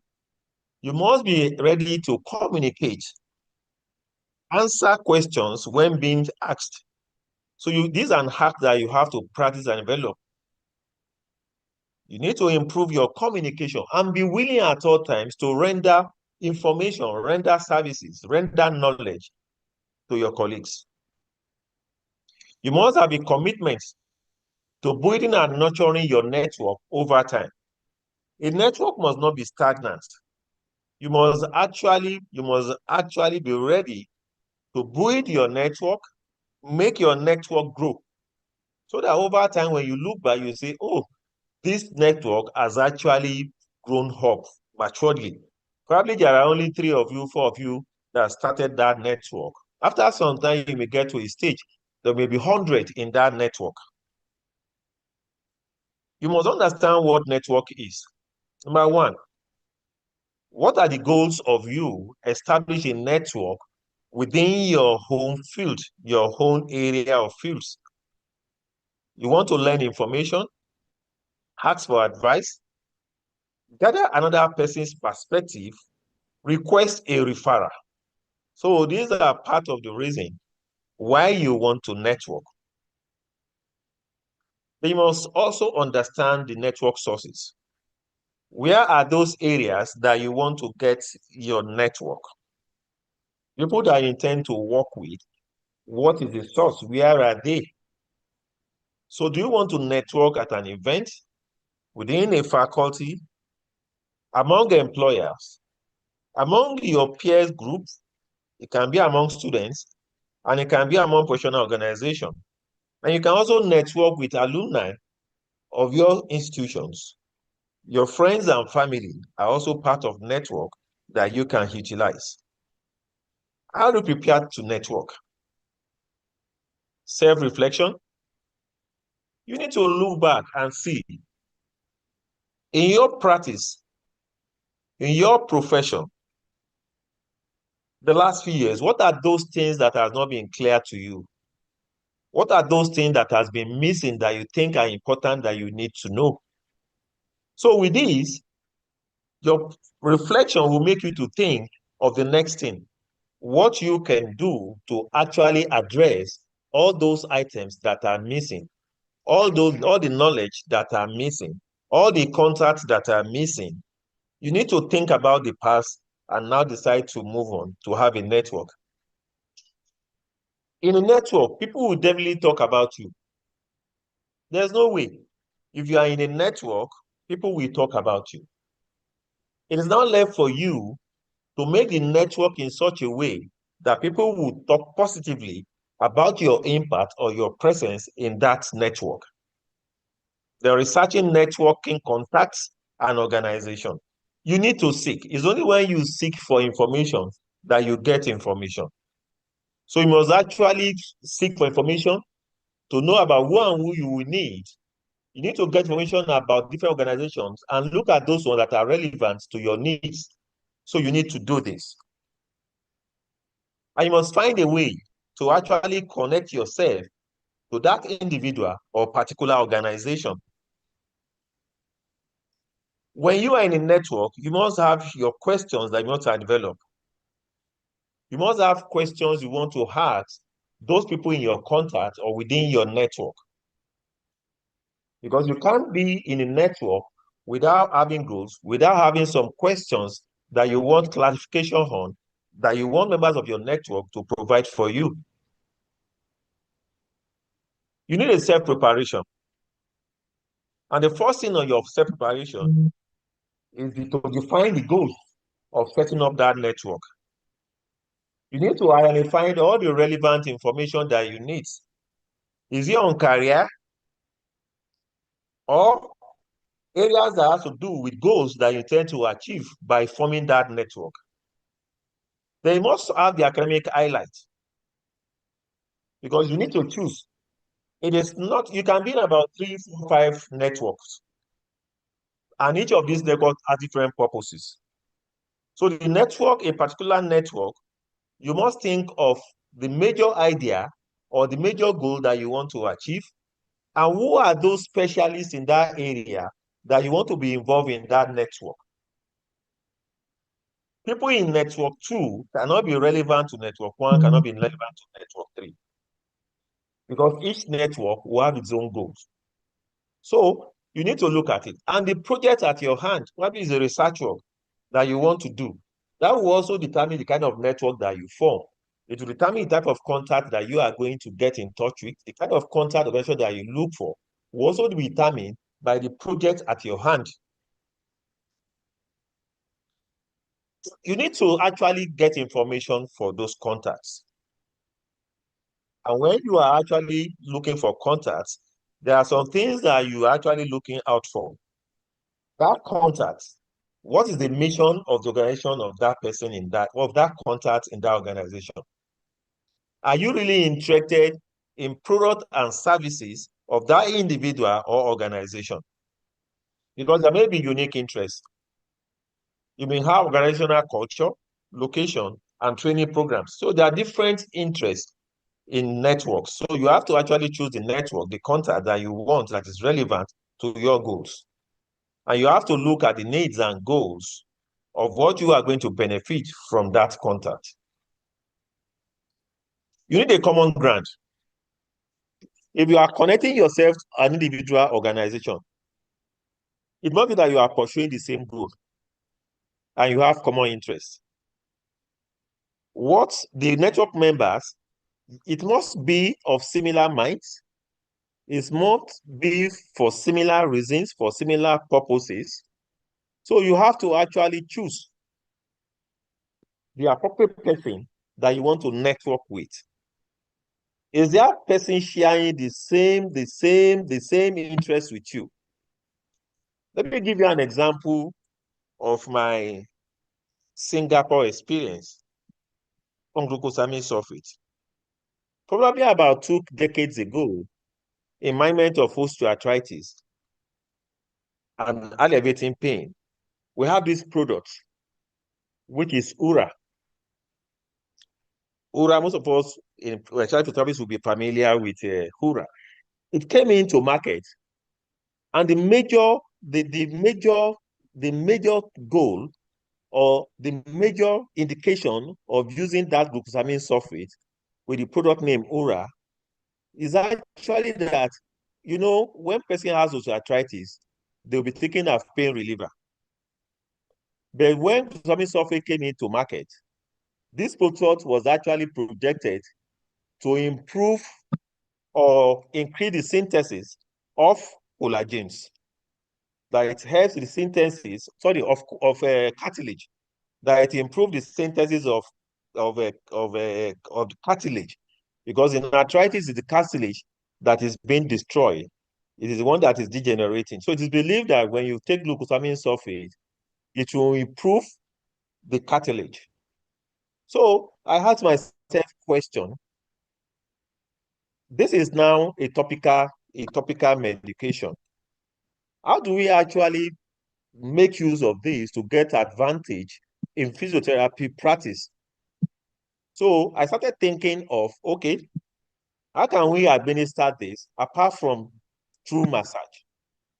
The very first thing I did was actually to source for the producer of URA. Through different network, I got the company that is producing URA. After I got this contract, I established a contact with him. I told him my area of interest, and I'm equally interested in their URA topical medication. So we form an alliance. So we network for about 2 months, 3 months, sharing goals, sharing ideas. He now gave me the director, interestingly, I think is an able person. I've forgotten the Dr. Barry or something like that. He now linked me with Professor Akinpelu at UCH Ibadan. You can imagine, I was at IFE then. I searched for my whole network on the net, got this company. This company now linked me with Professor Akinpelu. That was how I formed a network with Professor Akinpelu. So this company was supplying Professor Akinpelu the URA, and I was asked to take up my package for research work for Professor Akinpelu. And that was how we started. I started from Nigeria, I got to Singapore. And from Singapore, I was directed to Professor Akinpelu, who is a senior professional colleague. And he gave me this. That's the form of network. I had to look for my interests, I had to set my goals. And this company provided all the URA that we use to administer glucosamine sulfate. The result of that study is not for here because we are on networking. So that's an example of just a simple network that I did a few years back. How do you network? You have to initiate the conversation. And you always remember, there are some languages that must be in your words when you are building a network. The language like, oh, you are welcome. Oh, thank you. I'm glad to have you. I'm glad that you're a member of this network. These are initial conversation that actually draws people closer to you and have trust and confidence in you. So you must have the ability to welcome and appreciate somebody that is creating his time for you to be in your network. It's a usual practice. You have to introduce yourself, who you are. Who you are. You may have to share your experiences. You may have to share your achievement. You may have to share your dreams, where you are actually going to. You may have to share it with members of your network. And either physical meeting or online meeting, you must actually give positive nonverbal communication. People must see seriousness in you. They must see sincerity in you. They must see that interest in you, even from your appearance. So nonverbal communication is very important. So always show an expression of your interest and your wish that that particular goal is successful. And you may need to ask for information about the contact that you are talking to. You know to know him, you introduce yourself, you must equally know whoever you are initiating a contact with. You set up your connection, and do not be domineering at the initial stage. You need to listen. When you talk, listen. Anybody that is already putting question forward or is already thinking about a question to ask within himself is not listening. When you are listening, you are actually listening to what that person is saying. Communication skill. You must listen. Forget about asking questions ahead of even listening to him. Let your questions come after you have listened and you have digested the information that he has divulged out to you before you start asking questions. So form the habit of actually listening carefully. Don't miss anything out. Give your contact a reason to invest time in you.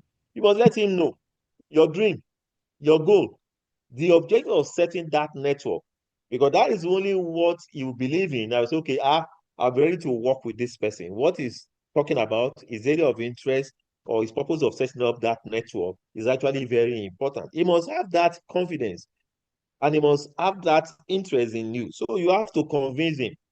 Let him know that anytime he contacts you, anytime you set up a board meeting or a network meeting, he knows that you are not going to waste his time, that something fruitful must come out of that network.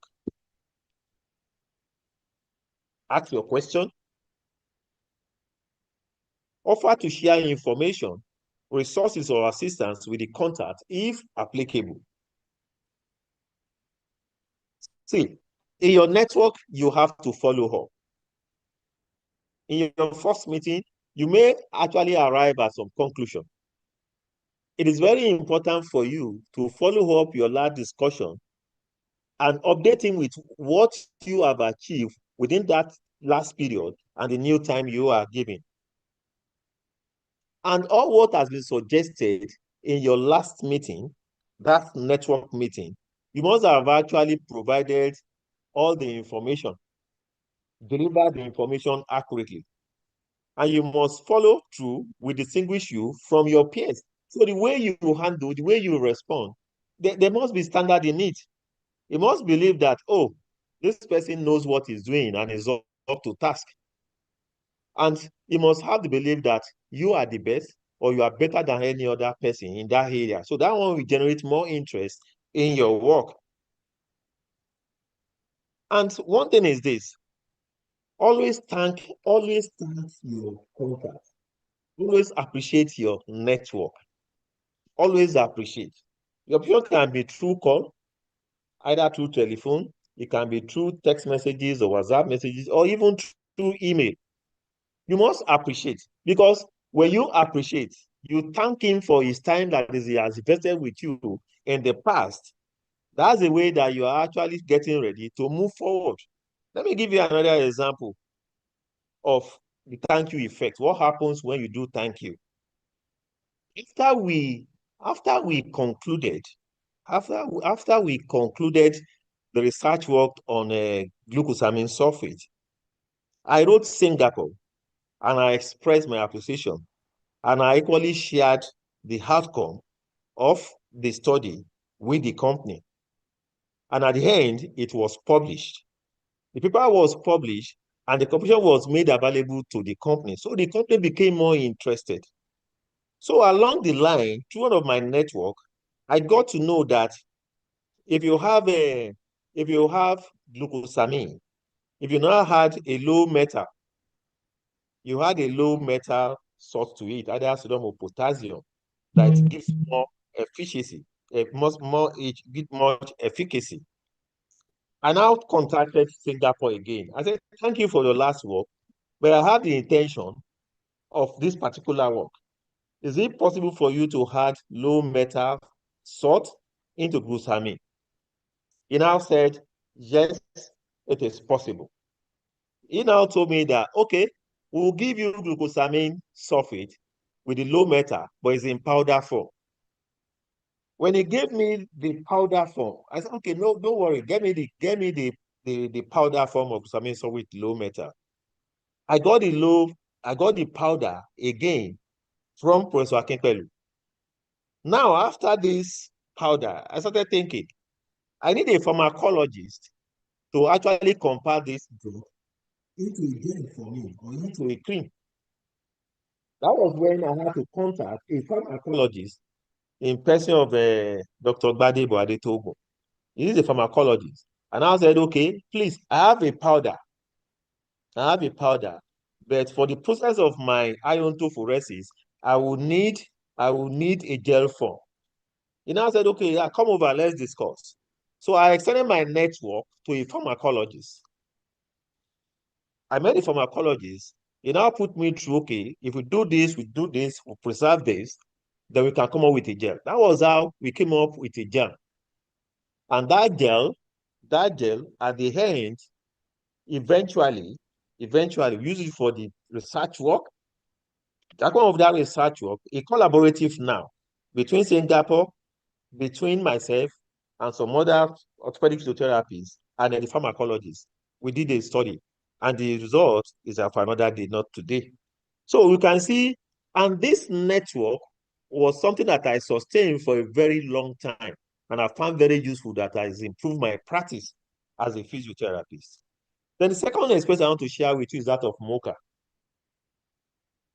Mocha was actually looking for specialists in health that deals with anything topical or that deals with ergonomics.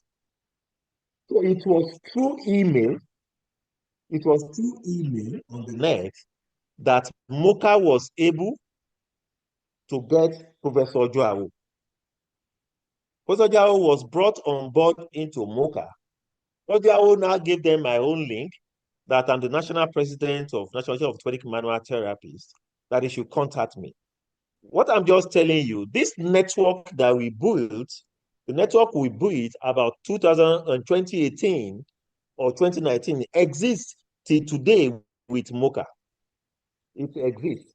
When Mocha brought us on board, we told Mocha our objectives, what we want to achieve. Another organization was actually negotiating with them, coming on that network, but they showed more interest in our whole network. And why? They told us point blank that we were purposeful, because we said we are not going to endorse Mocha until when we do a research work. And we actually have to look the way they produce their orthopedic mattresses before we can actually. So the network kept enlarging for a very long time. And eventually, Mocha has to provide a fund for us to do research work on their orthopedic beds. What I'm telling you now, the professional bodies that we have in Nigeria, either NSP or HACCP, are benefiting from that network till today, since 2018 or 2019. So what we gained as a professional body, we gained as an individual, we gained. They themselves, providing the endorsement for them after that research, also encourage them. So everybody benefited from that network. And I can tell you that we have been passing that network onto the network of that network onto one another as we leave office. Professor Ojuawu, who was the head of that network then before he transferred it to me, I left office, I transferred the leadership of that network, Professor Ojuawu, until today he is still in that network with Mocha. So networking is something that has a lot of advantages when you look at it. Then networking, record keeping. You must actually keep record of your contact. Don't lose any of your contact. Even if your project is over, don't lose your contact. Anybody in your previous network, don't lose it. The contact name, the title, the organization, the telephone or email address, the center of your discussion summary, always keep it, your future direction and plan, and then the date that you have to set a period and you follow up on your network at regular intervals. So don't abandon any network that you have established. You have to keep on keeping the record. And you must also build your network. You must always consider what you can offer your contacts in your network. Keep contacts informed about relevant opportunities, new items, and progress you make towards achieving your goals. Then introduce your contact to new individuals or groups who share a common interest. See, selfishness. In a network, you must not be selfish. You must always be ready. If you are selfish or you hold information about your network away from your professional colleagues, then you are not a professional. you must always want to share your knowledge, your network with anybody that you are in the same specialty or that you are in the same areas of field of practice. You shouldn't be selfish at all. Let me give myself my personal contact. I've actually set up a network globally in such a way that whatever I do, it has been very, very beneficial. I have interest in managing the computer saucer or pressure hauser. And I was looking for an experience in management of wound outside Nigeria. That was what led me to join Mozambique in South Africa in 2008. And we collaborated for about 4 years, on management of the computer saucer. And today we are still in contact. And what happens in South Africa and the computer saucer is what we share. And through this network, we are able to publish about 3 to 4 international papers in the management of the computer saucer. So it is important. Adetogun Gbadebo, I've mentioned Adetogun.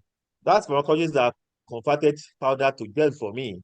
And he also converted magnesium sulfate to gel for the purpose of iontophoresis again. I maintain my network with Gbadebo till today.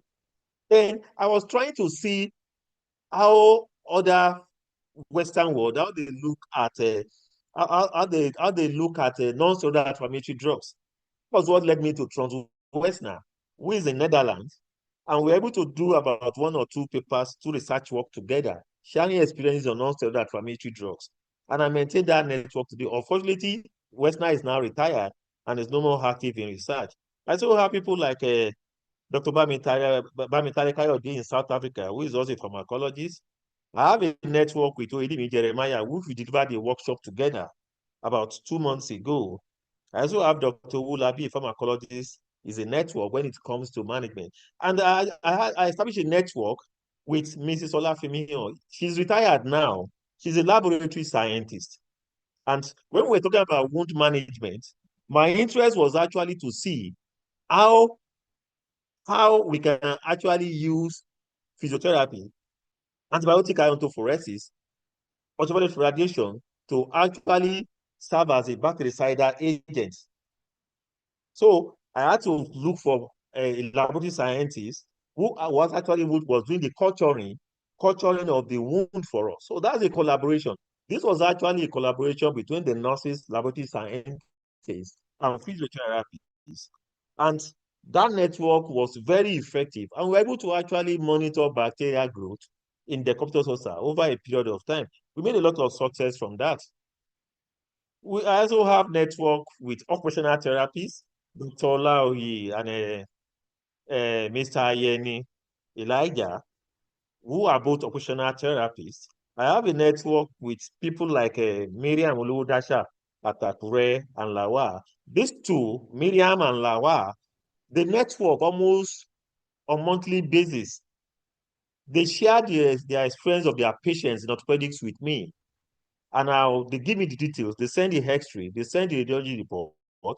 I'll guide them, get it back to them on what to do. They give me feedback on whether patient is better or not. That's networking. And these are junior colleagues, but they maintain network with me till today when they are managing any orthopedic patient. I also have Dr. Madumi too in Port Harcourt. We have a network that we share. I have Abayomi Stephen at Abuja. Is also part of my network. And like I said the other time, that you can actually network through a network.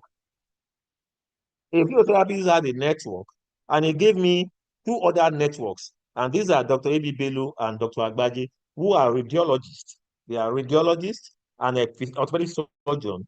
And these people have been very helpful in research work that we did in the use of glucosamine sulfate.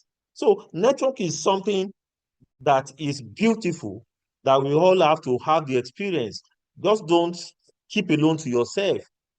Get in touch with colleagues, get in touch with those in your fields, younger colleagues, older colleagues, even those outside Nigeria, network with them to get results. Summarily, networking is a lifelong skill. It requires practice and commitment. You need to continue to practice networking and you must be committed to your network. It's a two-way interaction. Both parties will have to benefit from it. Remember to ask what you can offer. The audience is eager to meet and learn about you. Potentially, they want to work with you. And when people have the potential to work with you, you must open your door for them. You must be able to open your door for them so that they can actually enjoy the benefit of what they are actually asking you to do. This is a starting point, but it is an opportunity to learn, to build a foundation to reach goals or acquire goals that you want. In networking, there are some must. There are some must. You must believe in yourself. You must be ready to ask questions. You must be a good listener. You must actually let them know. This is not bragging. This is not overbloating yourself. No. Let them see the reason. Let them see in you that you have the knowledge. Move the what do you call it? The stuff that will make them know and be convinced that they are the right person to link with, that you are the right person to contact. So you must show them that you are knowledgeable. And this will actually make them to be enthusiastic towards linking with you, towards asking you questions, towards making effort to get across to you at all times. You must prepare to demonstrate nonverbal communication, whichever is his interest. If it's a visual networking that you are doing, put on a radiant smile on you all the time. That smile gives them the assurance, the trust that you are actually showing interest in them. And that makes you more reliable to your network. Then you must show interest in assisting and developing others. If you have the knowledge and you keep it, you are a waste. It's only knowledge that you share that makes you to live forever, even when you are dead. So you must be ready to develop your colleagues. Those of your fields, you must be ready to develop them. You must be a maker. You must be a mentor that you always remember for, even when you are no more alive. So show interest in assisting and developing others. There's no way we can talk about networking that we will not talk about the funding. How do you get the funding? How do you network and get results? Because of gratmanship, we are actually getting about getting the funding, getting financial support. And when you want to have successful gratmanship, you must have a strategic approach in order for you to find a funder for what you want to do. You must be clear and compelling in your writing. There must be meticulous adherence to guidelines and instructions. Any funder, any funding agent, any donor will have guidelines and instructions. You must be ready to provide, to meet the guideline, to abide by the guideline and instruction set by somebody that is proposing to fund their work. You must build relationship with potential funders, and you must always, at all times, gather feedback as early as possible. See, if you want somebody to support you in your network, you must have a bright idea. You must have a good idea. And when you have this good idea, you must start to plan early. You must start to plan early. See, some donors or some funders, they have period that they want to network in terms of when they want to open their application and when they want to close it. So when you have any good idea, put it to paper and start planning early. Does the idea address an important problem? Of course, if your idea does not solve societal problem, it does not solve problem of your patients, it does not improve your knowledge. So whatever you are thinking of is useless, is of no use. So you must actually see that what you are writing about, what you are networking on, is something that is very, very important that will provide solution. You must ensure that it is of scientific knowledge that you need to advance. You need to see whether I build upon or expand current knowledge. You cannot be repeating what has been established. You must always think of bringing in new knowledge or developing new knowledge or contributing new knowledge if you want to set up a network with somebody that will give an idea or that will fund your project work. You need to look at it. Is it feasible? What you are, or you are just daydreaming? Do you readily have the tools, your hands, and the laboratories to do the work? Because when you don't have the instruments that you want to do, and you are looking to partner with somebody, the first thing we'll ask you is that you have the facilities, do you have the resources to do it? And your laboratory is one of the major resources, or your clinic is one of the major resources. Do you have what it takes for you to build that network? Then you have to write your application. But when you are writing your application, seeking from funding for a particular network, then you must know what they want. That means you must share similar interests. If their goal is not your goal, you are wasting time. So whatever you are going to write for your reviewer who wants to join you in that network, it must be clear. You must also meet their interest. If they are not interested in what you are writing or what you are proposing, you won't get success out of it. And you have to actually help your reviewer. Somebody that you are seeking funding for, you must actually help him by clearly writing your ideas, be succinct, straight to the point. Clearly delineate the significance and novelty of the proposed studies. Let them see the brain. Let them see the significance. Let them see how novel your idea is, what you are bringing on board. Let them be convinced that is of what. Then you must actually provide brief summaries of critical elements. Then it must be readable.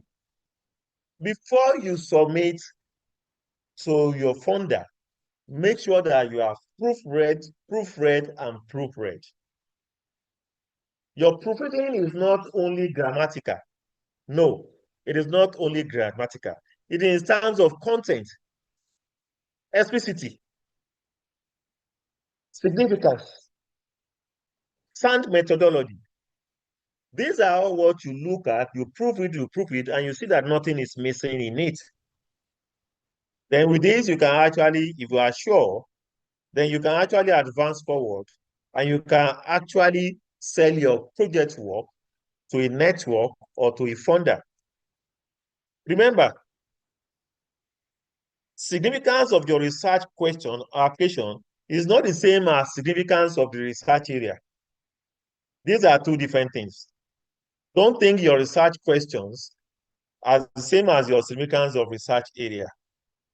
These are two different things. Your question will provide answer to some areas that are dark, that are not well known.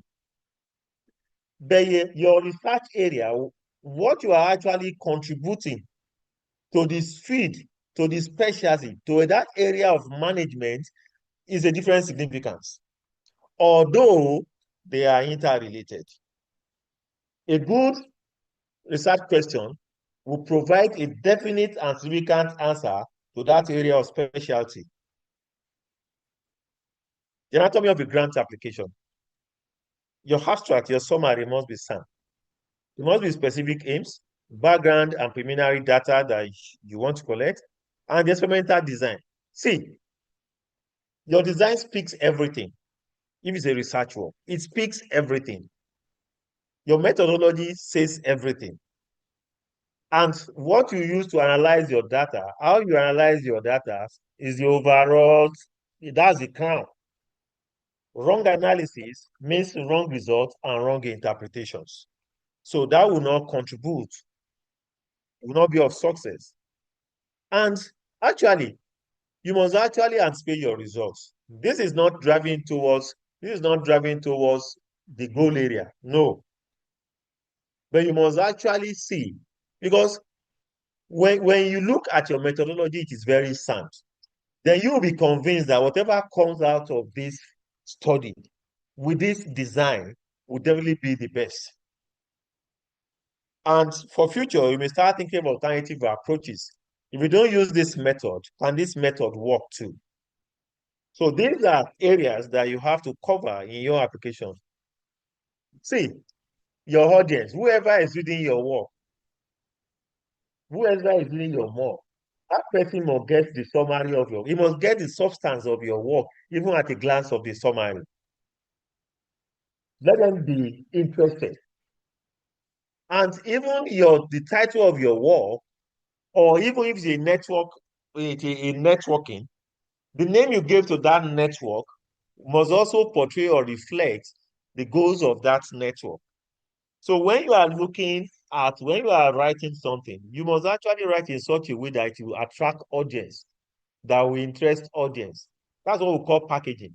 You must also package your title of your network or package title of your research work in such a way that be attractive.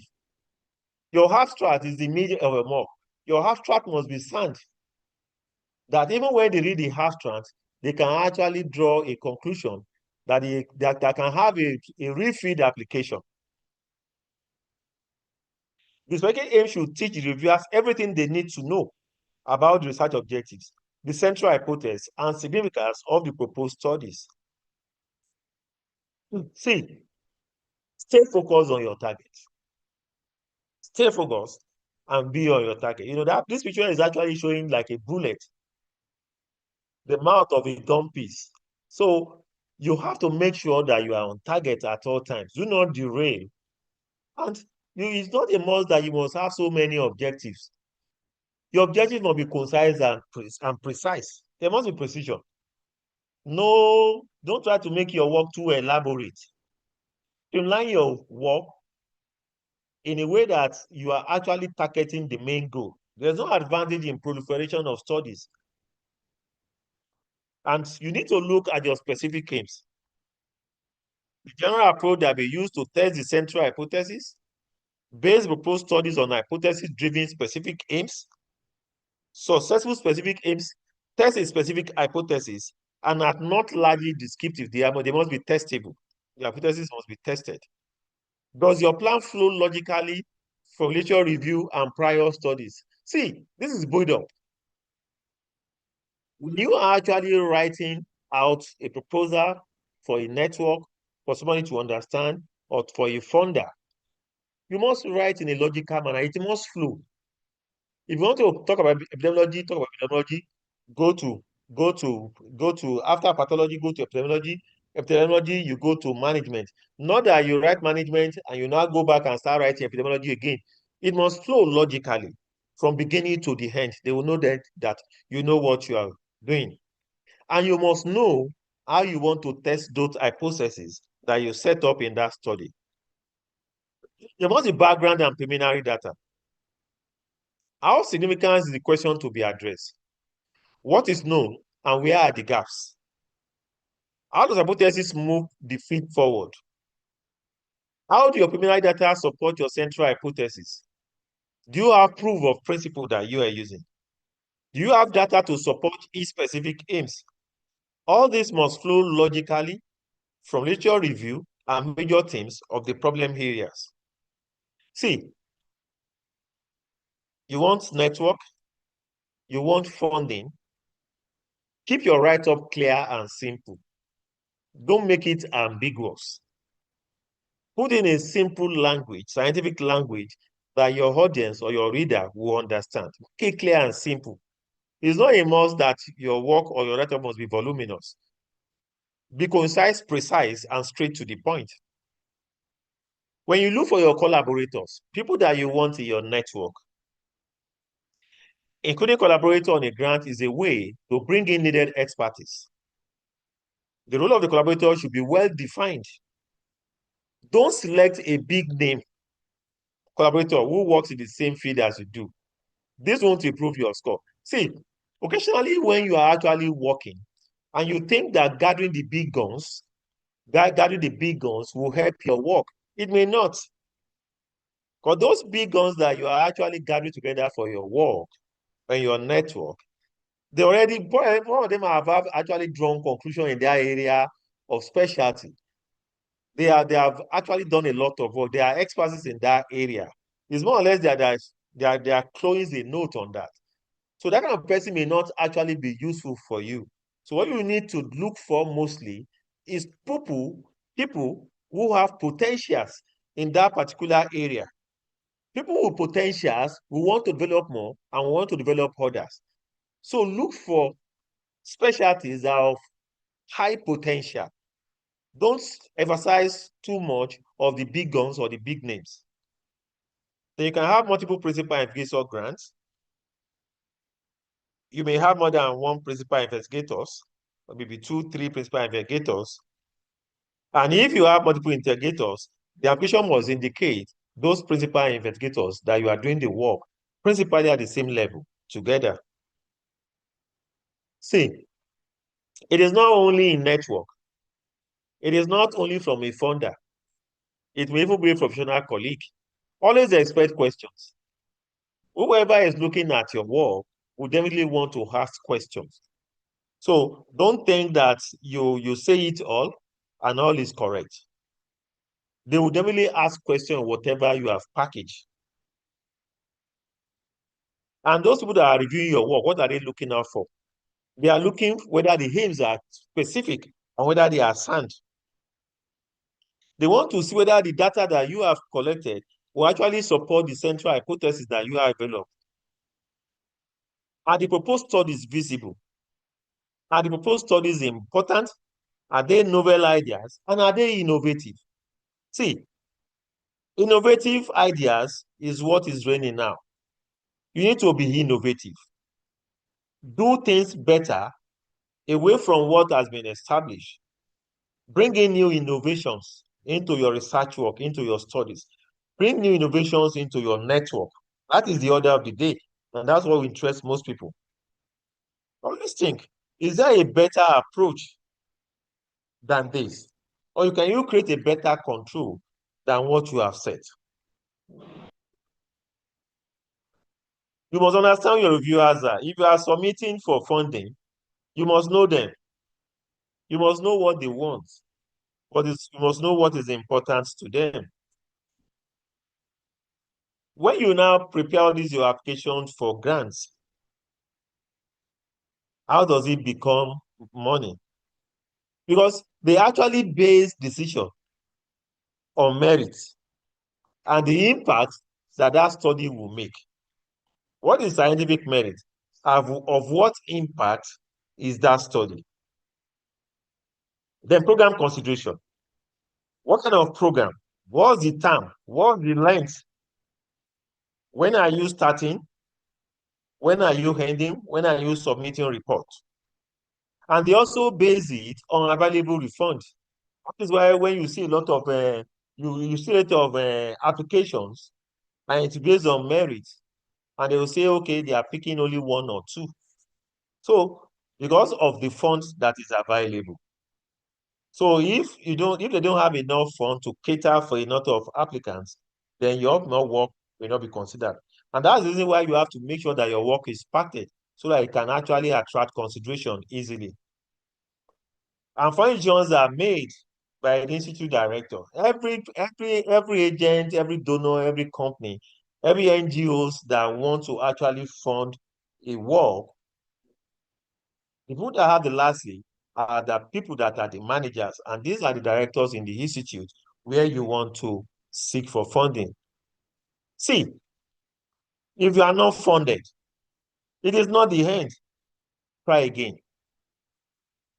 You are in a good company, know your option, get advice, regroup, then contact your program officer. Don't give up, and don't panic if you are not funded or discussed. They might have torn your paper into shreds, criticize it a lot.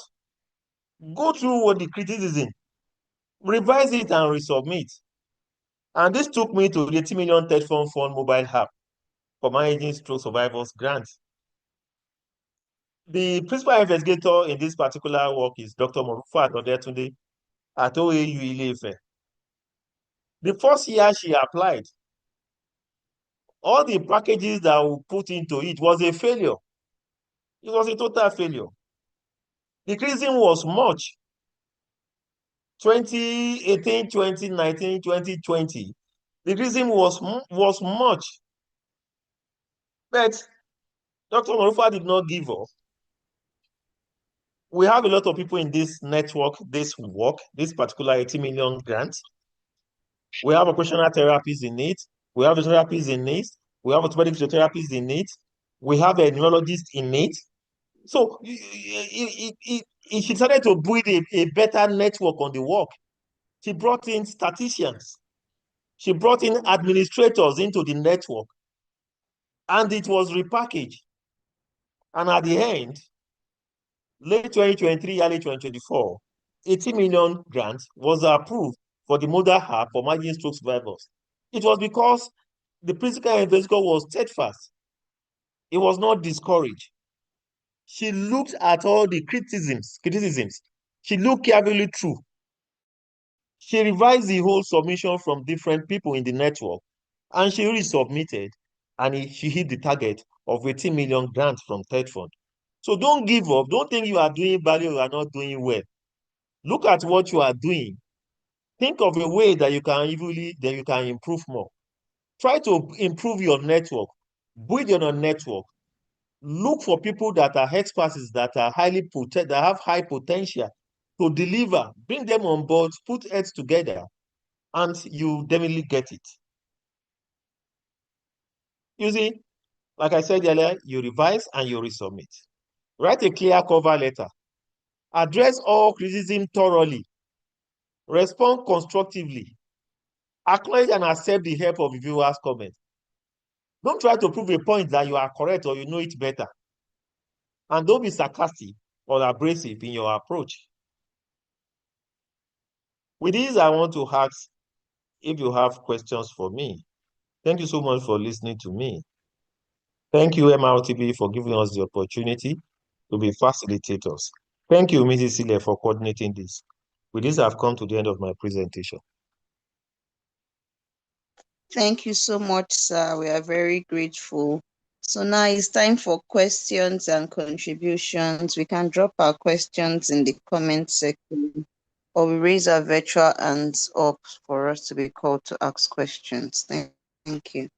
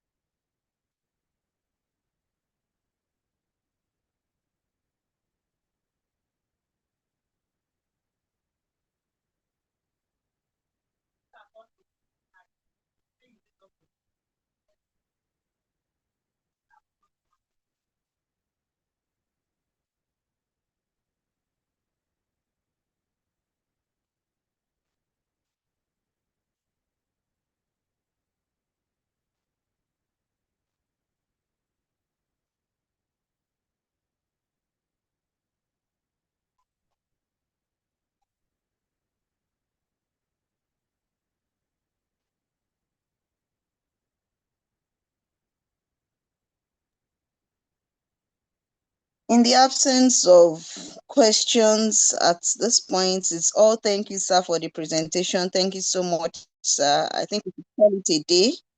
Thank you so much, everyone, for staying put till the end, and let's have a wonderful weekend. Thank you. Bye.